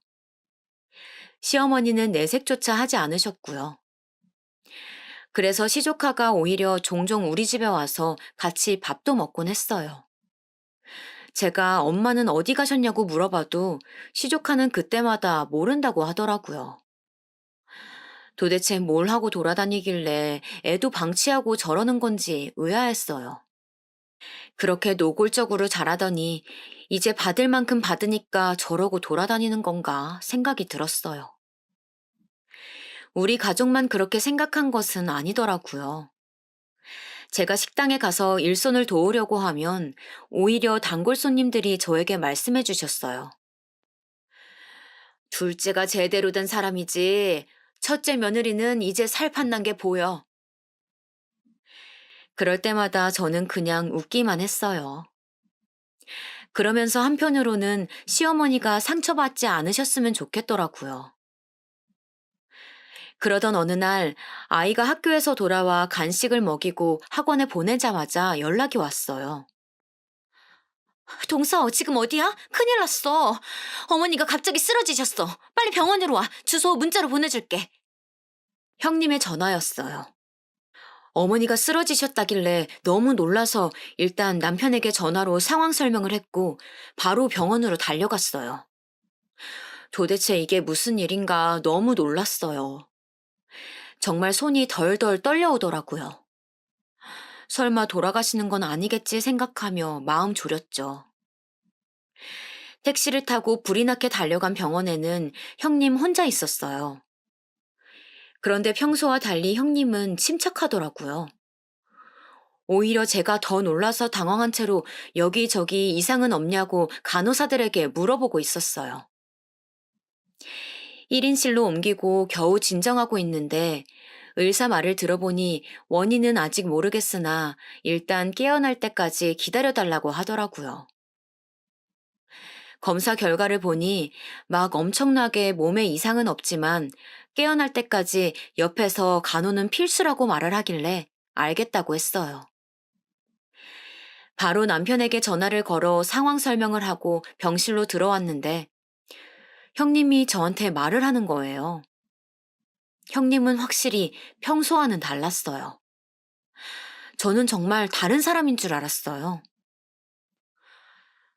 동서, 나는 어머님 간호 절대 못해. 정말 죽어도 못해. 동서가 좀 했으면 좋겠어. 내가 500만 원 줄게. 그걸로 간호 부탁해? 내가 그동안 어머니한테 잘했던 거 알지? 이제 동서가 좀 노력해봐. 저는 저 말을 듣자마자 너무 당황스러워서 아무 말도 하지 못하고 형님만 바라보고 있었어요. 내가 그동안 얼마나 고생했는데. 노인네 매일 찾아가고 옆에서 가게 하면서 챙기고 둘이 여행 가느라 얼마나 스트레스 받았었는데. 아휴, 잘 됐다. 설마 동서, 어디서 본 건 있어가지고 유류분 주장할 거 아니지? 사람이 그렇게 살면 안 돼. 어머님 식당이 생각보다 정말 매출이 좋더라. 얼마나 돈이 되겠어. 그동안 고생했던 거 보상받을 생각하니까 너무 좋다, 동서. 도대체 언제 가시나 했더니 이제 가시네. 제가 알던 형님이 맞나 싶어서 정말 아무 말도 하지 못하고 있었어요. 이제까지 그렇게 시어머니를 챙긴 사람이 맞나 싶었어요. 정말 지극정성으로 챙기더니 막상 시어머니가 쓰러지니까 저렇게 나오는 거예요. 제 남편 말대로 정말 재산을 노리고 행동한 게 맞았어요. 동시에 정말 괘씸한 마음이 들었어요. 시어머니가 형님에게 해준 게 얼만데 저러는 건지 정말 너무하다고 생각했어요. 시어머니가 받기만 한 것은 아니잖아요. 형님한테 카페도 차려주고, 아니 심지어 형님 친정 가게까지도 차려줬는데 어떻게 저럴 수가 있죠? 그리고 시어머니는 며느리들에게 정말 잘해주셨어요. 제가 생각할 때는 오히려 아들들보다 며느리들에게 더 잘해주셨던 것 같아요. 단순히 물질적으로만 지원해준 것도 아니고, 저는 살면서 제사나 명절 때문에 스트레스 받았던 적 한 번도 없었어요. 항상 시어머니는 귀찮은 거 절대 시키지 않으셨거든요. 오히려 저희에게 힘든 거 있으면 말하라고 하셨죠. 그리고 시어머니는 저희 친정에도 정말 잘해주셨거든요. 형님 친정에 가게 차려주시면서 저에게도 넌지시 물으셨어요. 물론 저는 괜찮다며 거절했지만 시어머니는 한 달에 한 번은 저희 친정에 선물을 보내셨어요. 이 외에도 제가 현실적인 고민으로 힘들어할 때 정말 많은 도움을 주셨어요. 저는 물론 남편이 좋아서 결혼한 거지만 시어머니와 가족이 되어 즐거웠어요. 정말 저에게 시어머니는 그런 존재였어요. 제 친구들도 저희 시어머니 같은 분 없다고 하셨거든요. 그런데 시어머니한테 그렇게 받을 거 다 받아놓고 저러면 안 되지 않나요? 저는 또 할 말은 제대로 하는 성격이라 바로 형님에게 말했어요. 형님, 그건 아닌 것 같아요. 어머님 간호야 제가 할 수 있지만 그런 식으로 말씀하시면 안 되죠. 뭐야, 이제 와서 착한 척해? 왜 이래? 그동안 나만 가게 열어서 배 아팠구나? 그러니까 이번에 잘하라는 거야. 조언해주는 건데 왜 그래? 진짜 인간이 어떻게 저럴 수 있나요?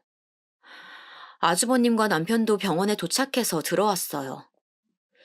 무슨 일이냐고 묻길래 의사가 말한 대로 원인은 모르겠으나 눈 뜨실 때까지 일단 기다려야 된다고 말했어요. 다행히 몸에 긴급한 병이 있는 것은 아니니 안심하라고도 말했죠. 저는 형님이 저렇게 말했다는 것을 남편에게 말할지 말지 정말 고민이 많았어요. 하지만 확실했던 것은 저런 소리를 들어버린 이상 시어머니 간호는 제가 해야겠다고 생각했어요. 일단 남자들을 돌려보내고 제가 형님에게 말했어요. 형님, 돈 안 주셔도 돼요. 어머님 간호는 제가 할 테니까 가서 일 보세요. 동서, 이래놓고 나중에 딴소리 하면 안 돼. 알지? 저는 재산 필요 없어요. 식당 물려받을 일도 없고요. 정말 궁금하시면 남편한테 가서 물어보세요. 정말 진심이었어요. 형님도 나가고 시어머니를 보는데 마음이 아팠어요. 남편이 빨리 죽고 혼자 얼마나 힘드셨겠어요. 작은 백반 가게에서 저렇게 지역 맛집이 될 때까지 얼마나 고생하셨을까요? 또 며느리가 저렇게 앞뒤가 다를 줄 누가 알았겠어요? 그것도 모르고 카페까지 차려주고 며느리 친정에까지 가게를 차려주다니 정말 저는 시어머니가 안쓰러웠어요. 지금의 그런 호탕하신 성격도 어쩌면 혼자 힘들게 사셨으니 만들어진 성격이라고 저는 생각해요. 자식들에게 절대 짐이 되는 분도 아니고 오히려 잘해주려고 노력하시는 분이거든요. 며느리들한테는 더욱 잘해주시죠. 형님이 저렇게 뒤통수를 치다니 제가 더 화가 나서 온몸이 부들거리더라고요. 남편에게 말하지는 않았어요. 왜냐면 그냥 저 혼자 알고 싶었어요. 형님이 저렇게 앞뒤 다르다는 것을 남편도 어느 정도 눈치채고 있었으니 굳이 나서지 않았어요. 그러면서 저는 시어머니가 그냥 이 사실을 모르셨으면 좋겠다고 생각했어요. 그리고 시어머니는 무슨 병이 있으셔서 쓰러지신 게 아니고 정말 원인 불명으로 의식이 없으신 상태였어요. 그래서 얼핏 보면 주무시는 것 같았죠. 의사 말에 의하면 그냥 정신적 충격을 받아 잠시 잠이 든 상태라고 하더라고요. 암에 걸렸다던가 뭐 특별히 어디가 안 좋아서 쓰러지신 건 아니고 정말 정신적인 문제라고 했어요. 스스로 일어나실 때까지 기다려달라고 하시더라고요. 그래서 간호는 딱히 힘들지는 않았어요. 오히려 너무 심심해서 아들도 병원으로 종종 불러서 할머니에게 말 걸어보라 하고 그랬어요. 남편이 저한테 고맙다고 말했지만 제가 하는 건 그냥 정말 옆에서 어머니가 눈을 뜨는지 안 뜨는지 지켜보는 것이어서 힘들지는 않았어요. 형님은 시어머니가 쓰러져서 병원에 있는 동안 저에게 어떠한 연락도 없었어요. 가끔 오히려 아주버님이 방문하셨죠. 아주버님은 굉장히 바쁘신 분이셨는데 짬을 내서 시어머니를 보러 오시더라고요. 그런데 저는 형님 얘기를 먼저 꺼내고 싶지 않아 일부러 말을 안 했는데 아주버님이 오히려 저에게 물어보시더라고요. 집사람 혹시 안 들렸나요? 아까 병원 간다고 그러던데. 그래요? 제가 못 봤나 봐요. 형님은 그새 거짓말도 하고 돌아다녔나 봐요. 병원은 무슨. 저는 정말 시어머니가 쓰러지고 형님을 코빼기도 보지 못했어요. 형님을 생각할수록 점점 화가 나기 시작하더라고요. 그래도 그냥 참자 생각하며 넘겼죠. 그러면서 속으로 저렇게는 살지 말아야지 다짐했어요. 친언니에게도 전화해서 형님 욕을 했어요. 돈의 유무를 떠나 사람이 저렇게 앞뒤 다르게 행동하니까 너무 없어 보인다고 욕했던 기억이 나요. 그렇게 몇 주가 지났을까요? 어머니가 그날따라 조금 이상했어요. 부정적으로 이상하다는 건 아니에요. 뭔가 평소와는 달랐어요. 손가락이 그날따라 움직이는 기분이 들었어요. 그리고 뭔가 표정도 다른 기분이 들더라고요. 마침 형님이 그때 전화가 오길래 얼떨결에 받아서 그대로 말했더니 자기가 오겠다고 하는 거예요. 그래서 알겠다고 하고 기다렸어요. 그리고 아주버님과 제 남편에게 또 차례로 전화해서 어머님 상태를 설명했죠. 제일 먼저 형님이 병원으로 왔어요. 형님 얼굴도 정말 오랜만에 보는 거였죠. 형님은 도착해서 저를 보고도 그냥 지나치더니 간호사한테 가서 상황을 설명하더라고요. 사람이 변해도 어떻게 저렇게 변할 수 있을까요? 그리고 정말 기적적으로 시어머니가 눈을 뜨셨어요. 어머니! 형님은 거의 오열하기 시작했어요. 어머님, 제가 얼마나 걱정했는지 아세요? 시어머니의 이불을 부여잡고 형님은 그동안 자기가 걱정하느라 너무 속상했다. 가게 일이 손에 잡히지 않더라 등등 말을 하기 시작했어요. 반면 시어머니는 평온하셨어요.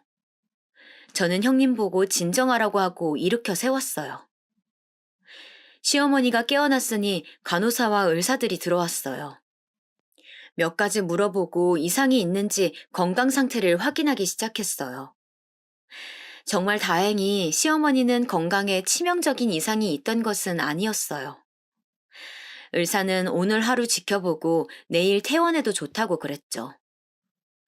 특별히 나쁜 점은 보이지 않았다고 말했어요.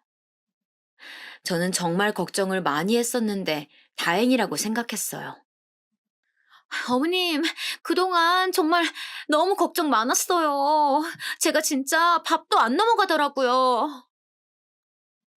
형님이 옆에서 또 걱정을 많이 했다고 말했어요. 그만해라, 듣기 싫다. 그 순간 시어머니가 소리를 지르셨어요. 저는 시어머니가 저렇게 소리 지르시는 것을 처음 봤어요. 그리고 듣기 싫다니 이게 무슨 일인가 싶어 시어머니를 쳐다봤죠. 사실 너무 놀랐어요.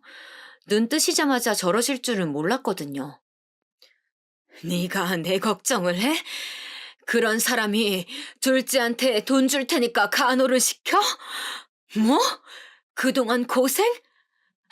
내가 그때 다 듣고 있었어. 세상에, 알고 보니 시어머니는 쓰러지셔서 병원에 실려오셨을 때 다 듣고 계셨다는 거예요. 그런데 여러분, 더 충격적인 말은 뒤에 나오는 말이었어요. 카페랑 사돈댁한테 마련해준 가게도 다 빼라. 명의는 내 명의니까 그냥 내가 다 처분해야겠어. 어머님, 갑자기 왜 이러세요?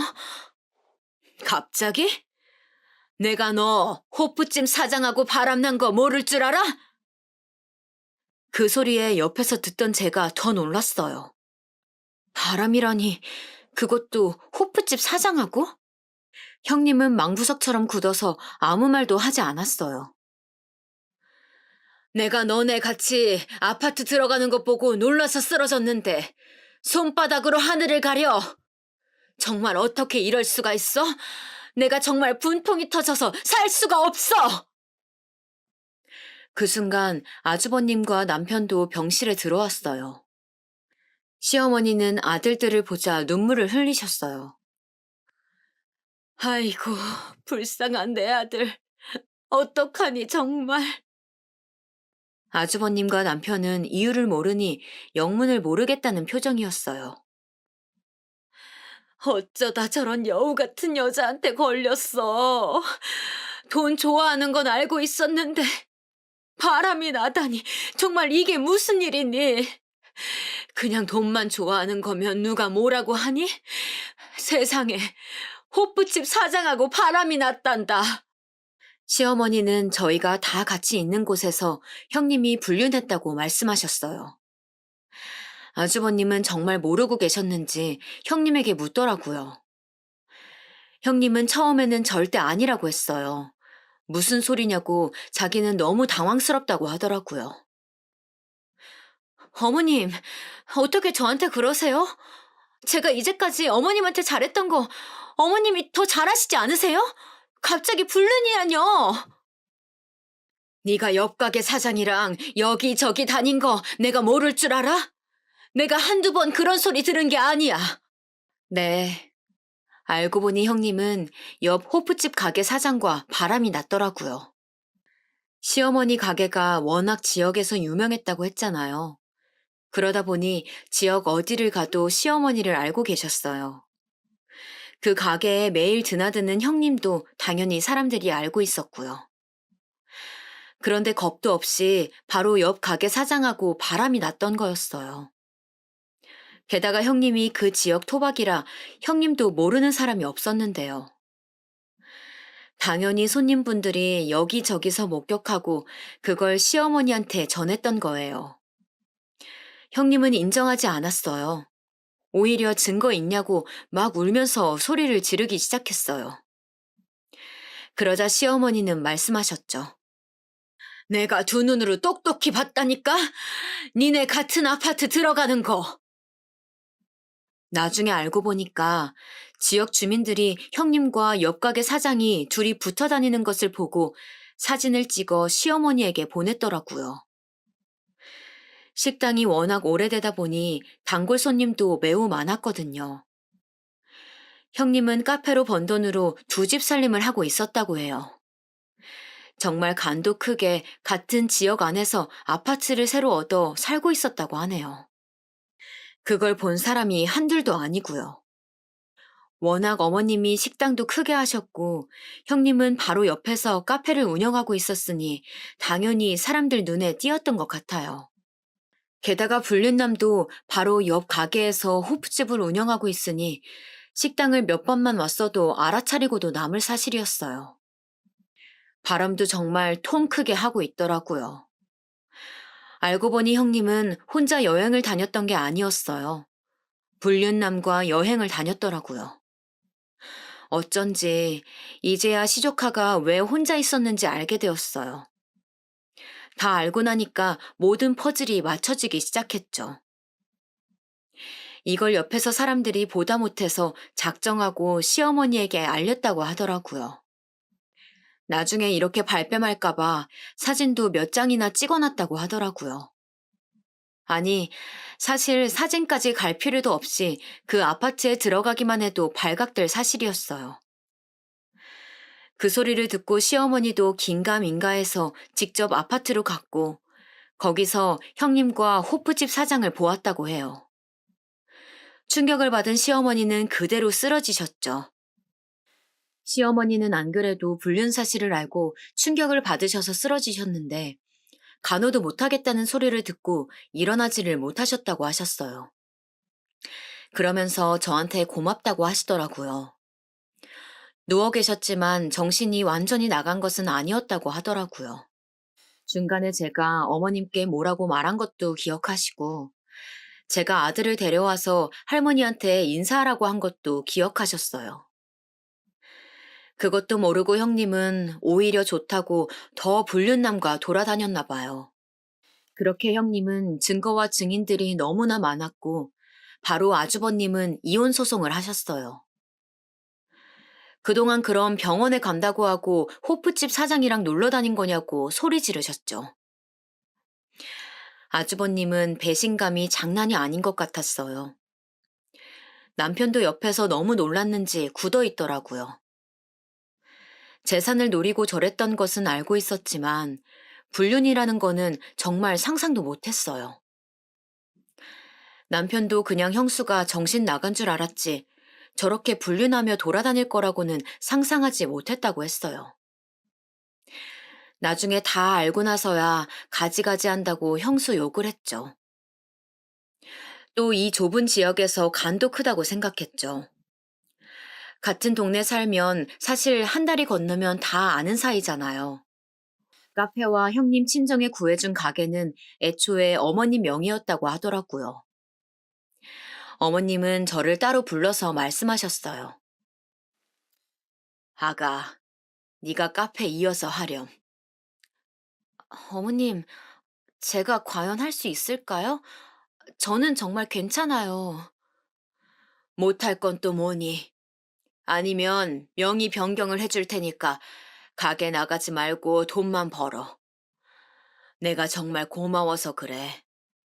그리고 예전부터 내가 너무 못해준 것 같아 신경 쓰였어. 어머님은 형님이 하던 카페를 저에게 주었어요. 사실 얼떨결에 운영하게 된 거라 아직 많이 부족해요. 제가 직접 나가서 뭘 하지는 않고 문만 여닫고 있어요. 아무것도 모르고 시작했지만 그래도 나름 즐기면서 사는 중이랍니다.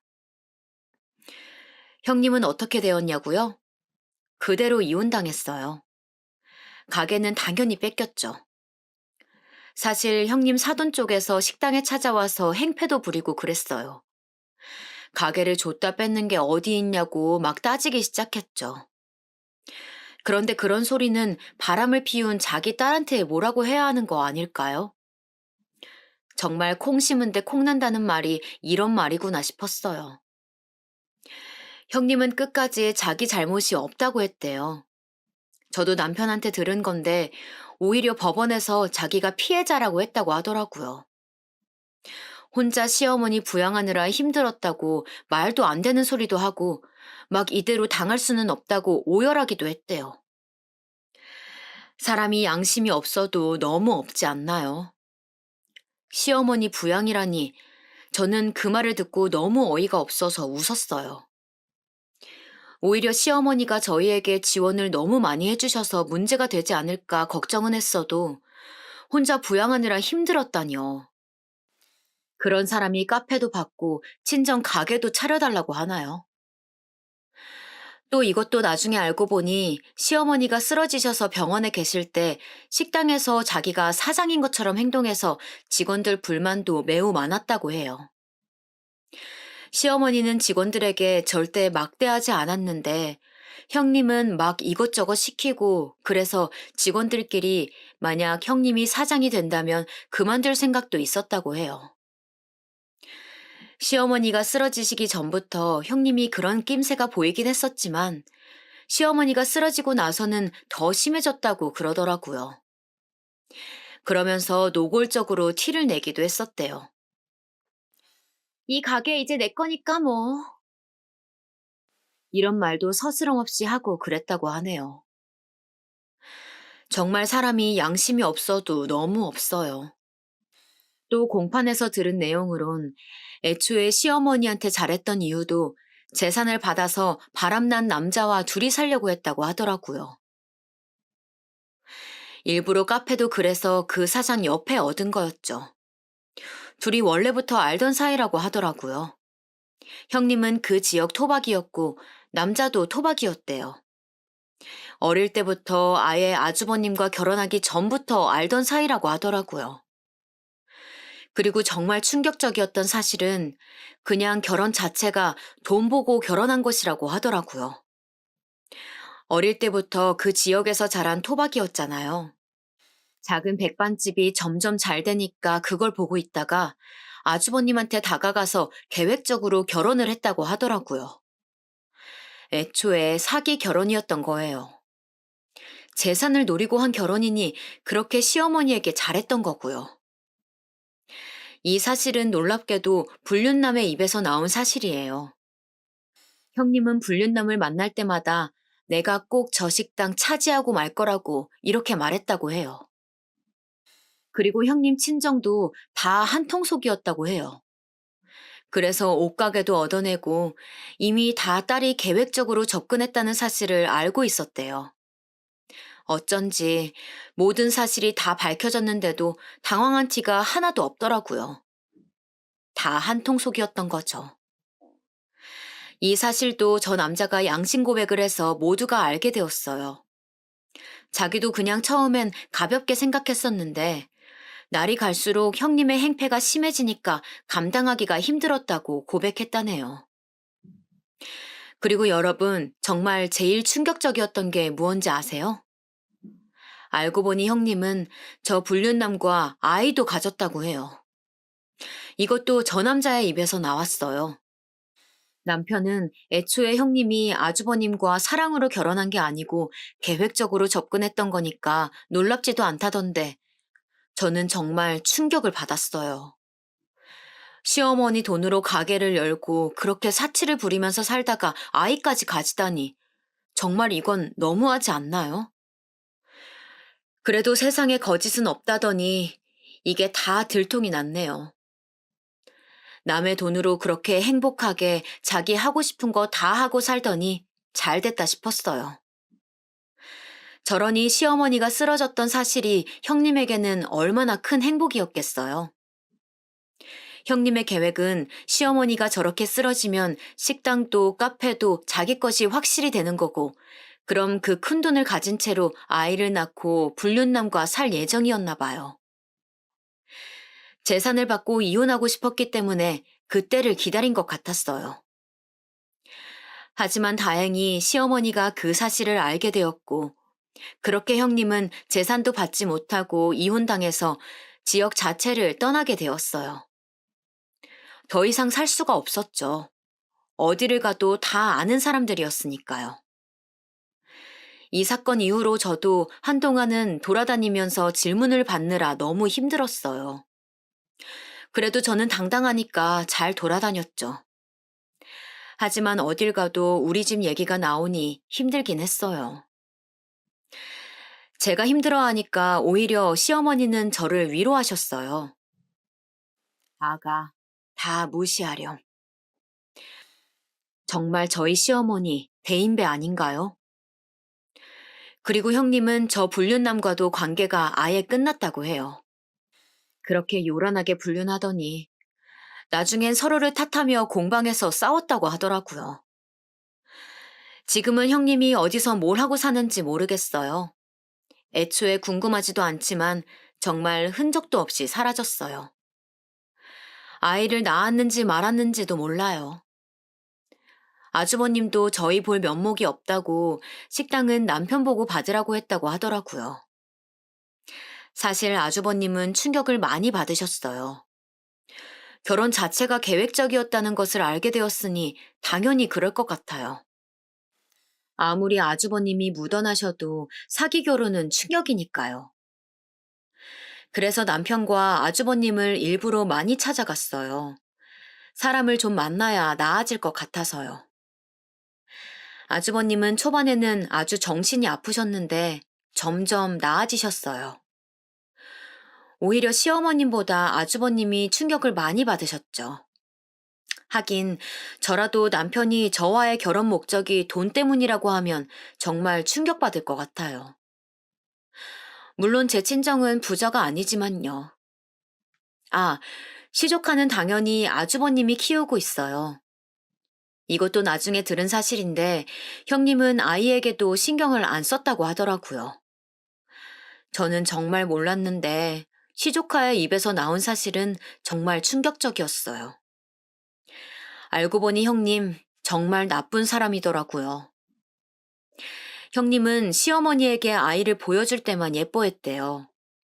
만약 시댁에 가지 않는 날에는 밥도 제대로 차려주지 않았다고 해요.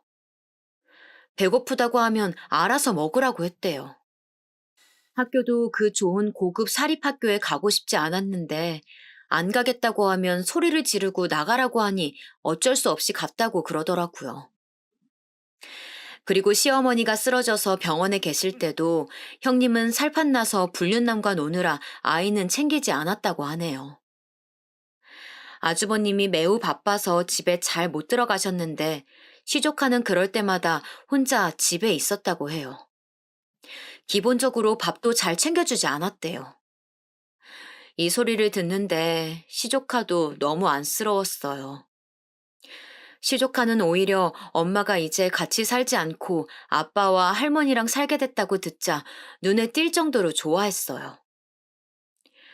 시어머니는 시조카의 얘기를 듣자마자 바로 당신 집으로 데려가셨죠. 어머님이 손주들에게 정말 잘해주셨거든요. 시조카한테도 잘해주셨지만 저희 아이에게도 최고였어요. 저희 아이도 할머니 보러 가자고 하면 정말 좋아해요. 아주버님도 처음엔 모르셨다가 나중에 시조카의 얘기를 듣고서는 그만 힘들어 하셨어요. 저런 이상한 여자 때문에 힘들어하는 것은 시간 낭비라고 하시더라고요. 이 사건을 겪으면서 저는 정말 그냥 착하게 사는 게 최고라고 느끼게 되었어요. 그리고 거짓말은 결국 들통난다는 사실도 다시 한번 깨닫게 되었고요. 그 뒤로도 시어머니는 저에게 틈만 나면 잘해주려고 노력하셨어요. 제가 친언니가 있다고 했잖아요. 언니와 함께 운영하라고 요즘 유행하는 대형 카페도 따로 차려주셨어요. 그렇게 저는 얼떨결에 카페 2개를 운영하게 되었네요. 제가 분명 자신 없다고 거절했었는데 그냥 뭐 하지 말고 그럼 통장으로 들어오는 돈이나 세라고 그러시더라고요. 친언니가 제가 너무 묻어내서 속 터지는 경우가 많았는데 오히려 살다 보니까 이런 행운도 찾아온다고 정말 신기해했어요. 저는 정말 가만히 있다가 요즘 예상치 못한 돈벌이에 신이 나요. 남편이 나쁘게 살면 다 저렇게 된다고 하는데 그 말이 맞는 것 같아요. 그리고 시어머니의 식당은 저희 부부도 물려받지 않으려고요. 시어머니에게 날 잡고 진지하게 말했어요. 어머님, 작은 백반집부터 시작하셔서 정말 고생 많으셨어요. 오로지 어머님의 손에서 탄생한 가게니까 끝까지 어머님이 책임져 주세요. 나중에 할 만큼 하셨다는 생각이 들면 저희 좋은 추억으로 폐업하기로 해요. 저희가 이렇게 마음을 전하자 시어머니는 우셨어요. 그렇게 강해 보이던 시어머니가 우시니까 저도 눈물이 나오더라고요. 둘이 그래서 부둥켜 안고 울었어요. 그리고 저는 사실 한편으로는 시어머니가 안쓰럽더라고요. 아들들하고 며느리들과 손자들에게 그렇게 잘해주시는 분인데 그걸 나쁜 마음으로 형님이 이용한 거잖아요. 안 그래도 남편을 일찍 여의시고 정말 고생 많으셨을 텐데 말이에요. 작은 식당에서 저렇게 지역 명소가 되기까지 얼마나 마음고생을 하셨을까요? 그래도 힘든 티 절대 안 내시고 저희를 항상 더 챙겨주시려고 노력하셨거든요. 저희 시어머니가 싫은 소리 하는 것을 본 적이 없어요. 오히려 더 해주지 못해서 안달이신 분이세요. 저렇게 좋으신 분인데 정말 너무 마음이 쓰이더라고요. 저도 배신을 당해본 적은 없지만 상상만으로도 가슴이 찢어지더라고요. 그것도 저렇게 노골적으로 티가 나게 잘해주다가 배신을 당한 거니 시어머니 속도 말이 아닐 것 같았어요. 그래서 저도 제가 마음에서 우러나와서 시어머니에게 더 잘하려고 노력하고 있어요. 형님처럼 목적을 가지고 잘하는 게 아니고 정말 우리 시어머니 너무 좋으신 분이니까 제가 하고 싶어서 그러는 거예요. 그리고 워낙 제 성격이 내성적이라 형님처럼은 못해요. 그냥 평소보다 연락 한 번 더 드리고 얼굴 한 번 더 찾아뵙고 그러는 거죠. 남편도 제가 시어머니에게 잘하니까 제 친정에 더 잘하더라고요. 그걸 보면 제가 더 잘하고 그런 선순환이 계속되었어요. 결혼 생활이란 게 서로 이렇게 최선을 다하면 좋은 결과를 가져오는 것 같아요. 그리고 과유불급이라고 하잖아요. 형님도 돈 때문에 그랬던 건데 저는 앞으로도 이렇게 욕심내지 않고 그냥 제 현재에 만족하면서 살아가려고 해요. 남편과 아들과 행복하게 살고 있고 시어머니와도 형님이 없어지니까 더욱 사이가 좋아졌어요. 중간에서 튀는 사람이 없으니 오히려 편해지더라고요. 시어머니도 오히려 형님이 나가니까 편해지셨대요. 제가 조심스럽지만 천천히 다가가는 게 너무 보기 좋다고 어찌나 칭찬하시던지요. 저는 오히려 그렇게 칭찬해 주시니 몸둘 바를 모르겠더라고요. 이렇게 우리 가족에게 중간에 살짝 시련이 있었지만 결과만 보면 저희 정말 행복해졌어요. 서로 진심을 알게 되니까 예전보다 훨씬 분위기도 유연해졌고요. 이제 살면서 큰 걱정 없이 살 수 있을 것 같아요. 지금까지 제 얘기 들어주셔서 감사합니다. 날씨가 이제 기온도 많이 내려갔어요. 건강관리 유의하시고 행복한 연말 준비하세요. 감사합니다.